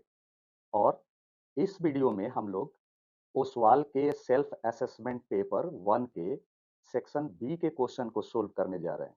तो बने रहिएगा मेरे साथ वीडियो के अंत तक और चलिए सोल्व करना स्टार्ट करते हैं। तो सबसे पहला क्वेश्चन है क्वेश्चन नंबर 21। और क्या कहता है ये क्वेश्चन? ये क्वेश्चन कह रहा है कि find the principal value of cos inverse minus 1/2। इसे कैसे सोल्व करना है देखिए, बताते आपको। करना क्या है, सबसे पहले जब आप सॉल्यूशन करेंगे तो आप सबसे पहले principal value of cos inverse लिख देंगे। इसके लिए जरूरी है कि आपको कॉस इनवर्स या जिसका भी प्रिंसिपल वैल्यू कहा जाता है निकालने के लिए, उसका प्रिंसिपल वैल्यू ब्रांच या प्रिंसिपल वैल्यू रेंज मालूम होना चाहिए। तो अभी आप लिखेंगे principal value branch of cos inverse is, और क्या होता है ये? Closed interval 0 to pi. और अब सोल्व करना शुरू करेंगे, तो यहां लिखेंगे नाउ कॉस इनवर्स, ब्रैकेट देंगे, -1/2। फिर सोल्व करेंगे, इक्वल टू देंगे, कॉस इनवर्स लिखेंगे, ब्रैकेट देंगे, माइनस के बदले माइनस देंगे और फिर सोचेंगे कि कॉस कितने डिग्री का वैल्यू 1/2 होता है। रिजल्ट होगा कॉस 60 डिग्री का। फिर रेडियन में कितना होगा? कॉस π/3। तो आप यहाँ 1/2 के बदले लिखेंगे कॉस π/3। ओके, अब आप देख रहे हैं कि यहाँ निगेटिव रह गया ब्रैकेट के अंदर, तो ये निगेटिव साइन को हटाना है। तब आपको सोचना है कि कॉस किस किस क्वाड्रेंट में, ध्यान देंगे कि कॉस किस किस क्वाड्रेंट में निगेटिव होता है। तो कॉस सेकंड क्वाड्रेंट में और थर्ड क्वाड्रेंट में निगेटिव होता है। तो सेकंड क्वाड्रेंट का मतलब, यहां देखिए, सेकंड क्वाड्रेंट का मतलब हो गया पाई माइनस, सॉरी ये हटाते हैं, इधर माइनस लिखेंगे, पाई माइनस, पाई माइनस मतलब हो गया सेकंड क्वाड्रेंट और थर्ड क्वाड्रेंट का मतलब हो गया पाई प्लस। तो यहां देखना है कि हम यहाँ पे माइनस हटाने के लिए कॉस का जो ये एंगल है π/3, उसको पाई माइनस π/3 लिखे या पाई प्लस π/3 लिखे। तो ध्यान दें कि अगर यहाँ पे हम पाई माइनस π/3 लिखते हैं और यहाँ पे पाई प्लस π/3 लिखते हैं, तो ये इसके प्रिंसिपल वैल्यू ब्रांच से बाहर चला जाएगा। आप देख रहे हैं यहाँ पे प्रिंसिपल वैल्यू ब्रांच है, ये पाई प्लस π/3 जीरो टू पाई से बाहर चला जाएगा, इसलिए हम इसको अवॉइड करेंगे, इसे नहीं लिखेंगे, हम इसका यूज करेंगे क्योंकि ये इसके प्रिंसिपल वैल्यू ब्रांच के अंदर आता है। तो हम यहाँ इक्वल टू कॉस इनवर्स लिख दिए और फिर यहाँ पे ब्रैकेट देंगे और माइनस हटा देंगे, कॉस यहाँ लिखेंगे पाई माइनस π/3 और ब्रैकेट बंद करेंगे। अब आप देखें दोनों कॉस अगर मैच कर जा रहे हैं, यहाँ आप देखिए ये कॉस और ये कॉस मैच कर रहे हैं, तो ये दोनों हट जाएंगे। तो हटा देते हैं और यहाँ लिखते हैं पाई माइनस π/3 और ये सोल्व करके आ जाएगा 2π/3। तो यही हमारा प्रिंसिपल वैल्यू हो जाएगा। So principal value of cos inverse -1/2 is equal to हो गया 2π/3। तो ये हमारा पहला क्वेश्चन का आंसर निकल कर आ गया। ठीक है, तो मेरे ख्याल से ये आपको समझ में आ गया होगा। तो स्टूडेंट्स फिर बढ़ते हैं नेक्स्ट क्वेश्चन की ओर। नेक्स्ट क्वेश्चन क्या कहता है वो देखें। ये क्वेश्चन है कि if a line has the direction ratio, और डायरेक्शन रेशियो कितना दिया है -18, 12, -4, then find the direction cosine. और साथ में इसका एक और भी दिया हुआ है कि अगर modulus of vector A and modulus of vector B का वैल्यू निकालना है, जबकि modulus of A modulus of vector A equal to दिया है मॉडुलस ऑफ वेक्टर बी का double, and vector A plus vector B dot vector A minus vector B equal to 12 दिया गया है। तो ये दोनों क्वेश्चन को सोल्व करते हैं। सबसे पहले हम पहला वाला क्वेश्चन सोल्व करते हैं। तो यहाँ पे लिख दिए सॉल्यूशन।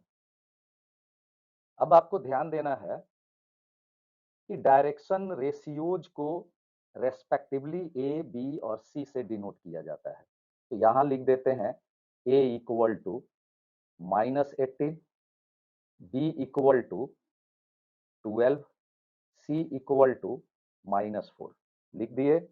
और अब आपको बताना चाहते हैं कि डायरेक्शन कोसाइन एल, एम और एन से डिनोट किया जाता है।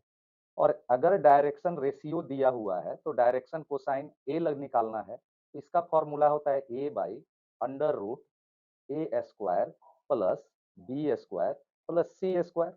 इसी तरह से अगर एम निकालनी है तो इसका फॉर्मूला होगा B by under root, same लिखना है यहाँ पर भी, A square plus B square plus C square.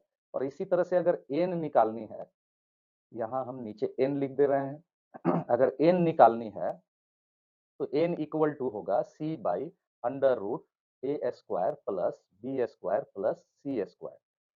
अब आपको ये देखना है कि ए तो मालूम है, बी मालूम है, सी मालूम है, पर A square plus B square plus C square नहीं मालूम है। तो हम यहाँ जो स्पेस छोड़े हुए हैं ये इसलिए ही छोड़ दिए हुए हैं कि आप A square plus B square plus C square का रूट निकाल सके। तो हम यहाँ पे वो वर्क करते हैं, यहाँ पे लिखते हैं now under root A square plus B square plus C square, और फिर वैल्यू पुट करते हैं। तो यहाँ आप देखेंगे -18 स्क्वायर प्लस फिर 12 स्क्वायर फिर प्लस -4 का स्क्वायर लिख देंगे। आगे सोल्व करेंगे तो ये हो जाएगा 18 का स्क्वायर 324, माइनस का पॉजिटिव हो जाएगा, 12 का स्क्वायर 144 और -4 का स्क्वायर 16। इस तरह से अगर इन सभी को ऐड कर दिया जाए तो ये कितना आ जाएगा 6, 4, 10 और ये 4, 14, 1, 5, 1, 4, 5, 5 और 2, 7, ये 8 हो गया, और ये हो गया 3 और 1, 4, और इसका स्क्वायर रूट निकल कर आ जाएगा 22। ठीक है, तो इस तरह से एल कितना आ गया, एल का वैल्यू हो जाएगा -18/22, और ये अगर 2 से कटा दे तो 9 -9/11 हो जाएगा।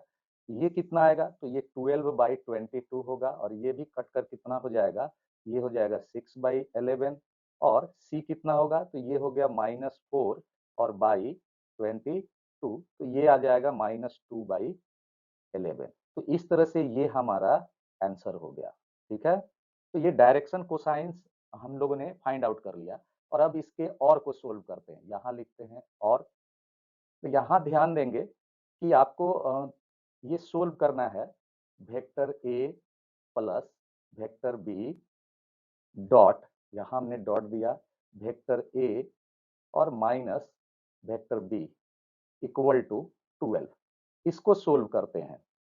तो सोल्व करते वक्त यहाँ ध्यान देंगे, इन दोनों का प्रोडक्ट निकालेंगे, डॉट प्रोडक्ट। तो इसको वेक्टर ए डॉट वेक्टर ए लिखेंगे, फिर वेक्टर ए से वेक्टर बी में मल्टीप्लाई करेंगे तो ये minus vector A dot vector B हो जाएगा, और फिर प्लस वेक्टर बी से वेक्टर ए में मल्टीप्लाई किए तो vector B dot vector A, और लास्ट में ये हो जाएगा minus vector B dot vector B और इक्वल टू 12 जो पहले ही से दिया गया है। ठीक है, अब फिर आगे बढ़ते हैं और आपको पता है कि अगर vector A dot vector A निकालें तो ये बन जाता है modulus of vector A to the whole square minus, ये ऐसे ही छोड़ देते हैं vector A dot vector B. और आपको ये जानकारी होनी चाहिए कि dot product of vector B commutative, मतलब कि vector A dot vector B equal to vector B dot vector A, दोनों इक्वल होते हैं, यानी dot product of vector commutative होता है। तो हम यहाँ जो आप देख रहे हैं, ये जो आप देख रहे हैं ये वाला, इसको हम यहाँ आप देख रहे हैं vector B dot vector A, यानी पहले वेक्टर बी है और बाद में वेक्टर ए है। तो आप इसे क्या कर सकते हैं, पहले ए और बाद में बी लिख सकते हैं, यानी कि आप यहाँ लिख सकते हैं vector A dot vector B. ये डॉट प्रोडक्ट कम्यूटेटिव होता है इसलिए ऐसा कर दिया। इसी प्रकार से ये हो जाएगा modulus of vector B to the whole square equal to 12। फिर सोल्व करते हैं, ये हो गया modulus of vector A to the whole square और ये दोनों निगेटिव पॉजिटिव होने के कारण कैंसिल हो गए और minus vector B to the whole square equal to 12। अब देखेंगे कि क्वेश्चन में यहाँ दिया गया है, ये ध्यान देंगे, ये दिया गया है कि modulus of vector A equal to 2 into modulus of vector B. तो हम यहाँ वेक्टर ए के बदले क्या लिख देंगे, यहाँ पे लिख देंगे modulus of 2 into modulus of vector B to the whole square, ये लिख दिए और माइनस यहाँ पे मॉडुलस ऑफ वेक्टर बी का स्क्वायर लिख दिए इक्वल टू 12। अब ये कितना हो जाएगा, ये 4 हो जाएगा और 4 में से ये 1 घट जाएगा तो ये हो जाएगा 3 modulus vector B square equal to 12। फिर सोल्व करते हैं, ये 3 से 12 कैंसिल हो जाएगा तो modulus vector B square equal to 4 आ गया। So vector B equal to कितना हो जाएगा 2।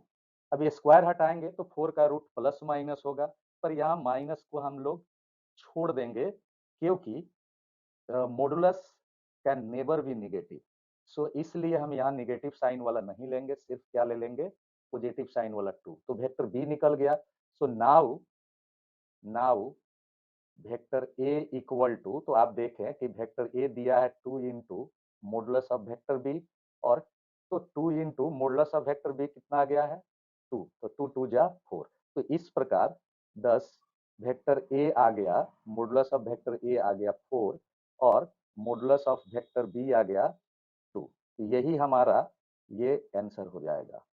ठीक है, तो ये आंसर हो गया। इस तरह से हम लोगों ने क्वेश्चन नंबर 22 को सोल्व कर लिया और अब आगे बढ़ते हैं क्वेश्चन नंबर 23 पर। तो देखते हैं क्या कहता है क्वेश्चन नंबर 23। आइए देखते हैं। क्वेश्चन नंबर 23 कहता है suppose you have 2 coins which appear identical. मान लीजिए कि आपके पास 2 कॉइन है और दोनों आइडेंटिकल यानी हूबहू नजर आते हैं और ये कहाँ पे है, इन योर पॉकेट, आपके पॉकेट में है ये दोनों।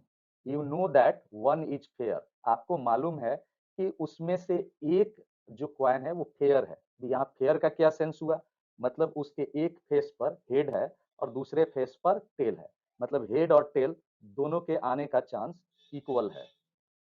And one is two headed, यानी दूसरा जो कॉइन है उसके दोनों फेस पर सिर्फ हेड है, टेल नहीं है।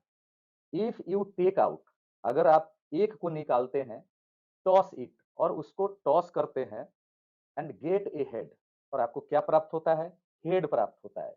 What is the probability that it was a fair coin, तो इसकी क्या प्रोबेबिलिटी है कि जो आपने टॉस किया वो फेयर कॉइन है, यानी कि हेड और टेल वाला कॉइन है। तो ये बेज थ्योरम से रिलेटेड क्वेश्चन है। चलिए इसको समझते हैं। सबसे पहले क्या लिखेंगे, देखिए यहाँ पे 2 कॉइन है, ठीक है, तो हम इसको इस तरह से समझे, आप राइट साइड में देखेंगे ये एक सैंपल स्पेस है और इस सैंपल स्पेस के 2 पोर्शन है। ऐसे हमने बना दिया इसके 2 पोर्शन। पहला जो पोर्शन है यह E1 मान लेते हैं और ये E1 वह क्वाइन है जो फेयर है, मतलब फेयर क्वाइन है, और ये जो E2 है ये दूसरा क्वाइन है, यानी कि ये बायस्ड क्वाइन है जिसके दोनों फेस पर हेड है। अब इसी सैंपल स्पेस S से रिलेटेड यह एक इवेंट है हेड का आना, और इस इवेंट को हम A से डिनोट कर देते हैं, यानी कि A एक इवेंट है हेड को प्राप्त करने की जो इस सैंपल स्पेस से रिलेटेड है। तो अब जानना हमको क्या है कि हमको जानना है कि जब हम हेड प्राप्त करते हैं टॉस करने पर तो वह कौन सा क्वाइन है, यानी E1 है या E2 है। सॉरी, हमको जानना है कि वो E1 है कि नहीं, और है तो कितनी प्रोबेबिलिटी है E1 निकालने की। तो इसके लिए हम करते क्या है, पहले यहां मान लेंगे लेट E1 मतलब सेलेक्टिंग दी फेयर क्वाइन, यानी फेयर क्वाइन को सिलेक्ट करना, और E2 का मतलब हुआ an event of selecting the two headed coin, ठीक है। और ए का मतलब हुआ an event of getting head, head प्राप्त करने की करने की घटना, यानी इवेंट ऑफ गेटिंग हेड। तो अब क्या करेंगे, नाउ P1 निकालेंगे, मतलब कि फेयर क्वाइन को सिलेक्ट करने की प्रोबेबिलिटी। तो क्वाइन कितने हैं, क्वाइन है दो, दो में से एक क्वाइन को आप सिलेक्ट कर रहे हैं, इसलिए ये हो जाएगा 1/2।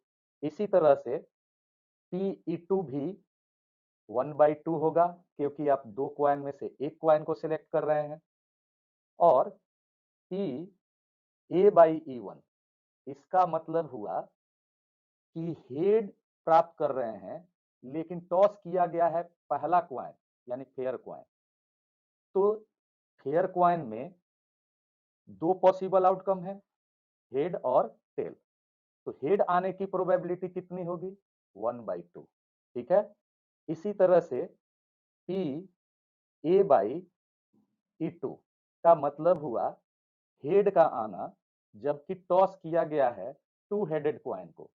तो अगर टू हेडेड क्वाइन को टॉस किया गया है और हेड आ रहा है, इसका मतलब ये श्योर इवेंट है, क्योंकि उसमें दो ही हेड है, और जब भी टॉस करेंगे तो हेड ही आएगा, और श्योर इवेंट का प्रोबेबिलिटी कितना होता है, 1। तो ये हो गया 1। So now from so now अब निकालना क्या है हमको, P1 बाई A, मतलब कि आपको हेड आ चुका है, आपने हेड प्राप्त कर लिया है।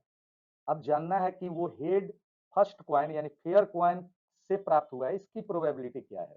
तो इसलिए हमने यहाँ E1 का यूज किया है, P1/A, यानी कि getting a head when first coin यानी मतलब फेयर क्वाइन इज टॉसिंग।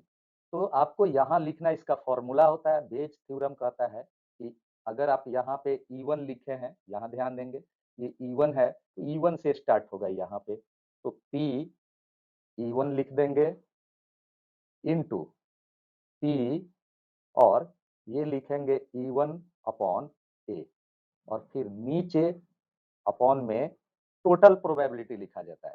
तो ये टोटल प्रोबेबिलिटी का मतलब हुआ P/E1 इंटू P/E1/A जो ऊपर आपने लिखा है, और फिर plus P/E2 upon sorry into P/E2/A, ठीक है।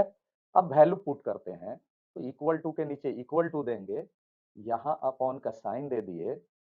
P/E1 का वैल्यू कितना है, ये आप देख सकते हैं, P/E1 1/2 है, P/E2 1/2, ये सब वैल्यू यहाँ दिया गया है, तो इसकी जगह उनके वैल्यू को पुट कर देते हैं। तो ये हो गया 1/2 इंटू ये भी हो गया 1/2, और ये फिर 1/2 इंटू 1/2, और प्लस P/E2 भी कितना है 1/2, लेकिन P/E1/A 1 है। अब इसको सोल्व करते हैं, यहाँ देखिए सोल्व करते हैं, तो ये आ जाएगा ऊपर में 1/4, और नीचे में 1/4 प्लस 1/2। ये फ्रैक्शन का एडिशन हो गया, 1/4 एलसीएम लेकर सोल्व करेंगे, ये 3/2 4 होगा, 4 से 4 कैंसिल हो जाएगा, सो 1/3 इज द राइट आंसर। ये हमारा आंसर हो गया। अब हम बढ़ते हैं नेक्स्ट क्वेश्चन 24 की ओर। क्वेश्चन नंबर 24 क्या कर रहा है वो देखते हैं। तो क्वेश्चन नंबर 24 है, एक बार पढ़कर सुनाते हैं आपको कि if x equal to -9, x का वैल्यू कितना दिया गया है -9, is a root of determinant इतना इक्वल टू 0। ये जो डिटर्मिनेंट दिया गया है इस डिटर्मिनेंट का वैल्यू 0 है और इसी का एक रूट है -9। Then find the other two roots, तो फिर इसके दो दूसरे रूट को निकालें। तो वो दूसरा दो, अगर दो रूट है, सॉरी मतलब ये दो रूट निकालना है और एक रूट दे दिया गया है, तो इसका मतलब हुआ कि इसमें कुल 3 रूट्स होंगे और 3 रूट्स होंगे तो इसका मतलब यह एक क्यूबिक पॉलिनोमियल का इक्वेशन होगा, यानी क्यूबिक इक्वेशन होगा। तो सोल्व करके देखते हैं। सबसे पहले यहाँ जब सोल्व करेंगे लिख देंगे गिवन दिया गया है डिटर्मिनेंट x 2 7 3 x 6, यहाँ 7 2 और x इक्वल टू 0। फिर हम इसको एक्सपेंड करते हैं, एक्सपेंडिंग अलोंग R1, यानी रो, ये जो आप रो देख रहे हैं यहाँ देखिए ये रो है, इसी रो के अलोंग एक्सपेंड कर रहे हैं। तो एक्सपेंड करना आप जानते होंगे। सबसे पहले फर्स्ट एलिमेंट जो आप देख रहे हैं यहाँ पे ये x, ये लिखते हैं और उसका साइन पॉजिटिव रखते हैं, तो ये हो गया x इनटू, अब ध्यान देना है कि x जिस रो में पड़ रहा है इस रो को डिलीट कर दीजिए और इस कॉलम को भी डिलीट कर दीजिए, तो जो बचेगा इसमें क्रॉस मल्टीप्लाई करना है। तो पहले पहले मल्टीप्लाई करेंगे ऐसे, तो एक्स स्क्वायर हो जाएगा, तो यहाँ लिख देंगे एक्स स्क्वायर, फिर माइनस और 6 और 2 में मल्टीप्लाई करेंगे फिर इस तरह से 6 और 2 में, तो ये हो जाएगा 12, तो यहाँ लिखते हैं 12। फिर प्लस अल्टरनेट चलता है, प्लस अगर है पहला तो अब माइनस हो जाएगा दूसरा टर्म का साइन। और सेकेंड स्टेप में यहाँ पे देखिए 3 है तो यहाँ 3 लिखा जाएगा और यहाँ पे हमने लिखा 3, फिर ब्रैकेट दिए और 3 जिस रो और कॉलम का है, तो रो तो फर्स्ट ही है तो ये डिलीट कर देंगे और ये कॉलम डिलीट कर देंगे, फिर क्रॉस मल्टीप्लाई करेंगे ऐसे 2x और फिर ऐसे 14, तो यहाँ पे अब लिखते हैं 2x माइनस 14, फिर माइनस के बाद प्लस यहाँ आ जाएगा और यहाँ पे 7 आएगा और इसी तरह से 7 वाले रो और कॉलम को, ये रो और ये कॉलम डिलीट करेंगे तो 6 2 जा 12 और ये 7x हो जाएगा, तो हम यहाँ पे लिख देंगे 12 माइनस 7x और लास्ट में इक्वल टू 0। मल्टीप्लाई करेंगे तो ये हो जाएगा x cube minus 12x minus 6x और माइनस माइनस प्लस 42 प्लस 84 और माइनस 49x इक्वल टू 0। फिर सोल्व करते हैं एक्स क्यूब और ये टोटल x कितने हो जाएंगे, यहाँ देखिए ये 49 और ये भी माइनस है, ये भी माइनस, सब ऐड हो जाएगा, तो 49 6 55 और 55 माइनस 12 ये हो जाएगा टोटल 67, यानी माइनस 67x और ये दोनों ऐड करेंगे तो ये हो जाएगा 4 2 6 और 8 और 4 12 इक्वल टू 0। अब जरा देखिए क्वेश्चन में दिया गया है कि यहाँ देखिए इस ये जो क्यूबिक इक्वेशन आया, इस क्यूबिक इक्वेशन का एक रूट -9 है, तो इसका मतलब ये हुआ कि यह x प्लस 9 से कंप्लीटली डिविजिबल होगा। तो हम क्या लिखते हैं यहाँ पे कि H x minus equal to -9 is a root of this equation, so x plus 9, चूंकि माइनस है तो माइनस इस साइड जाएगा प्लस हो जाएगा, is a factor of this equation. तो अगर x प्लस 9 इसका एक फैक्टर है, x प्लस 9 इस इक्वेशन का एक फैक्टर हुआ, तो मतलब x प्लस 9 से ये कंप्लीटली डिविजिबल हो जाएगा, यानी पूरी पूरी तरह से विभाजित हो जाएगा। तो हम x प्लस 9 से इसे डिवाइड कर देते हैं ताकि हमारा दूसरा फैक्टर निकल सके। तो इसके लिए डिवीजन आपको आना चाहिए। तो आइए देखते हैं कैसे डिवाइड करते हैं। यहाँ लिखते हैं नाउ, यहाँ लिखे x प्लस 9 और इससे डिवाइड कर रहे हैं एक्स क्यूब माइनस 67x और प्लस 126। तो x से x क्यूब में डिवाइड करेंगे, यहाँ एक्स स्क्वायर आएगा और एक्स स्क्वायर से इस एक्स स्क्वायर से इन दोनों को मल्टीप्लाई करेंगे तो क्या आ जाएगा, यहाँ पे आ जाएगा एक्स क्यूब और यहाँ आ जाएगा प्लस 9x²। साइन चेंज कर देंगे, सोल्व करते हैं, ये कट जाएगा, plus 9x², sorry minus 9x²। यहाँ साइन आप देख रहे हैं, यहाँ साइन माइनस है तो ये हो जाएगा minus 9x² minus 67x plus 126। फिर कितना यहाँ क्वोशेंट आएगा, यहाँ क्वोशेंट आ जाएगा माइनस 9x। तो सोल्व करेंगे, माइनस 9x² और 9 9 जा 81 माइनस 81x। फिर ये साइन चेंज कर देंगे, अब सोल्व करेंगे, ये माइनस प्लस कैंसिल और ये प्लस 81 माइनस ये प्लस 81x में से ये 67x को माइनस करेंगे तो आ जाएगा प्लस, प्लस हो जाएगा 14x और प्लस 126। अब यहाँ पे कितना दे देंगे, यहाँ आ जाएगा प्लस 14। तो सोल्व करेंगे, फिर यहाँ सोल्व कर लेते हैं। ये पहले से 14x प्लस 126 था, 14 से मल्टीप्लाई करेंगे, यहाँ ध्यान दीजिएगा, ये हमने ये वाला टर्म यहाँ उतार दिया और फिर अगर आप 14 से इन दोनों को मल्टीप्लाई करेंगे तो क्या आएगा, ये आ जाएगा यहाँ पे 14x और प्लस 126। साइन चेंज कर देंगे, ये कंप्लीटली कैंसिल हो जाएगा, यहाँ जीरो आ गया। तो अब जरा देखो कि ये क्वोशेंट है, सॉरी ये डिवाइजर है, ये क्वोशेंट है और ये डिविडेंड है। तो आप जानते हैं dividend equal to quotient into divisor और प्लस रिमाइंडर, पर रिमाइंडर यहाँ पे जीरो है तो रिमाइंडर हट जाएगा। तो सो यहाँ पे हम लिखेंगे 10, यहाँ देखिए लिख रहे हैं 10। इस प्रकार क्या आ गया, x प्लस 9 एक फैक्टर हो गया और इनटू यानी ये डिवाइजर हो गया और क्वोशेंट आया है x² minus 9x plus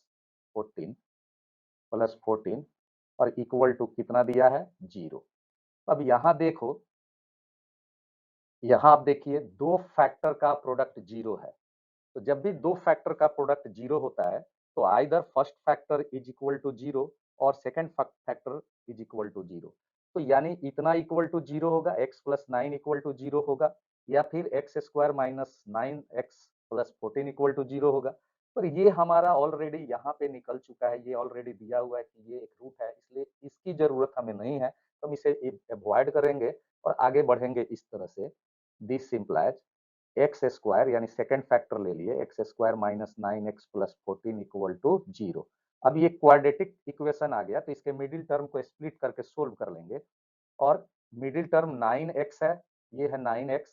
9x को किस प्रकार से स्प्लिट करना है, दो ऐसे टर्म में स्प्लिट करना है जिनका प्रोडक्ट 14 हो जाए और जिनका सम माइनस 9 आ जाए, तो वो हो जाएगा -7 एंड -2। तो हम यहाँ पे लिखेंगे x² minus 7x minus 2x plus 14 equal to zero. फिर फैक्टराइज करेंगे तो यहाँ x माइनस 7 एक आ जाएगा फैक्टर और दूसरा फैक्टर हो जाएगा x माइनस 2। तो इतना इक्वल टू जीरो। सो इस प्रकार x फर्स्ट फैक्टर से कितना हो जाएगा 7 और सेकंड फैक्टर से 2। तो x का जो दो, ये जो दो वैल्यू आ गए x का, यही अदर रूट्स हो जाएंगे। So other roots equal to 2 7। तो ये हमारा आंसर हो जाएगा। तो हम लोगों ने क्वेश्चन नंबर 24 को भी सोल्व कर लिया और अब बढ़ते हैं क्वेश्चन नंबर 25 की ओर, देखते हैं ये क्या कहता है। क्वेश्चन नंबर 25 कहता है कि two cards are drawn at random and without replacement from a pack of 52 playing cards. यहाँ पे ध्यान दीजिए कि 52 52 मतलब 52 कार्ड्स प्लेइंग कार्ड्स हैं और इसके पैक से 2 कार्ड को ड्रॉ किया जाता है। मतलब एक बार एक कार्ड को और फिर दूसरे कार्ड को। पर यहाँ ये कह रहा है कि पहला कार्ड जब ड्रॉ कर लिया गया है, तो उस कार्ड को पुनः 52 कार्ड्स में से जो एक कार्ड को निकाला गया, उसको फिर से उसमें रखा नहीं गया है, मतलब उस पैक में नहीं रखा गया है। यही अर्थ हुआ विदाउट रिप्लेसमेंट का। मतलब 2 कार्ड निकालना है, तो पहला कार्ड जो निकला उसको फिर से दोबारा नहीं रखा गया है और तब फिर से बचे हुए कार्ड में से एक कार्ड को निकाला जा रहा है। तो पूछा है कि find the probability that both cards are black. तो दोनों कार्ड्स ब्लैक होंगे, इसकी क्या प्रोबेबिलिटी है? तो ये कंडीशनल प्रोबेबिलिटी का क्वेश्चन है, इसको इस तरह से बनाना है। हम मान लेंगे लेट ई का मतलब हो गया event of first card is black. First card is black. और एफ का मतलब हुआ सेकंड कार्ड इज ब्लैक। ये मान लिए। तो पी ई का मतलब क्या हुआ? क्योंकि ये फर्स्ट कार्ड ड्रॉ किया जा रहा है और फर्स्ट कार्ड ड्रॉ किया जा रहा है 52 कार्ड्स में से, तो इसका टोटल पॉसिबल आउटकम यानी सैंपल स्पेस की संख्या 52 होगी। पर फेवरेबल आउटकम्स यानी इवेंट्स के पॉसिबल आउटकम की संख्या वो होगी 26, क्योंकि 52 में कितने ब्लैक कार्ड्स होते हैं? 26। इसलिए हम यहाँ लिखेंगे 26 अपॉन 52 और ये कितना आएगा? सोल्व करके आ जाएगा 1/2।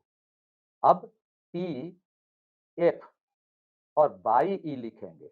मतलब आप सेकेंड कार्ड तब निकाल रहे हैं जब फर्स्ट कार्ड निकाल चुके हैं। समझ गए? ऐसा नहीं कि फर्स्ट सेकेंड कार्ड पहले निकाल रहे हैं। मतलब आप सेकेंड कार्ड निकाल रहे हैं जबकि फर्स्ट कार्ड निकालकर अलग रख दिया गया है। तो इसलिए यहाँ पे पी एफ न लिखकर पी एफ बाई ई लिखेंगे। तो अब ध्यान दीजिए कि सेकेंड कार्ड निकालना है तो टोटल कितने कार्ड बचे हुए हैं? तो रिमेनिंग कार्ड्स की संख्या है 51 और 51 में से कितने ब्लैक कार्ड बचे हुए हैं? एक ब्लैक कार्ड को तो आपने निकाल दिया है, तो 26 में से 25 बच गया, तो यहाँ पे आप लिखेंगे 25/51। तो इस तरह से पीई और पी एफ बाई ई निकल गया। तो अब दोनों कार्ड्स ब्लैक हैं, तो इसका मतलब हुआ, यहाँ लिख देते हैं कि बोथ कार्ड्स ब्लैक। इसका मतलब हुआ कि P probability of E intersection F, यानी दोनों कार्ड ब्लैक होंगे। तो पी ई एफ का मतलब होता है पी ई और into P F by E. ठीक है, ये फॉर्मूला है। और पीई कितना आया है? 1/2 और पी एफ बाई ई कितना आया है? 25/51। तो इस तरह से हमारा आंसर क्या आ जाएगा? 25/102। तो this is the correct answer.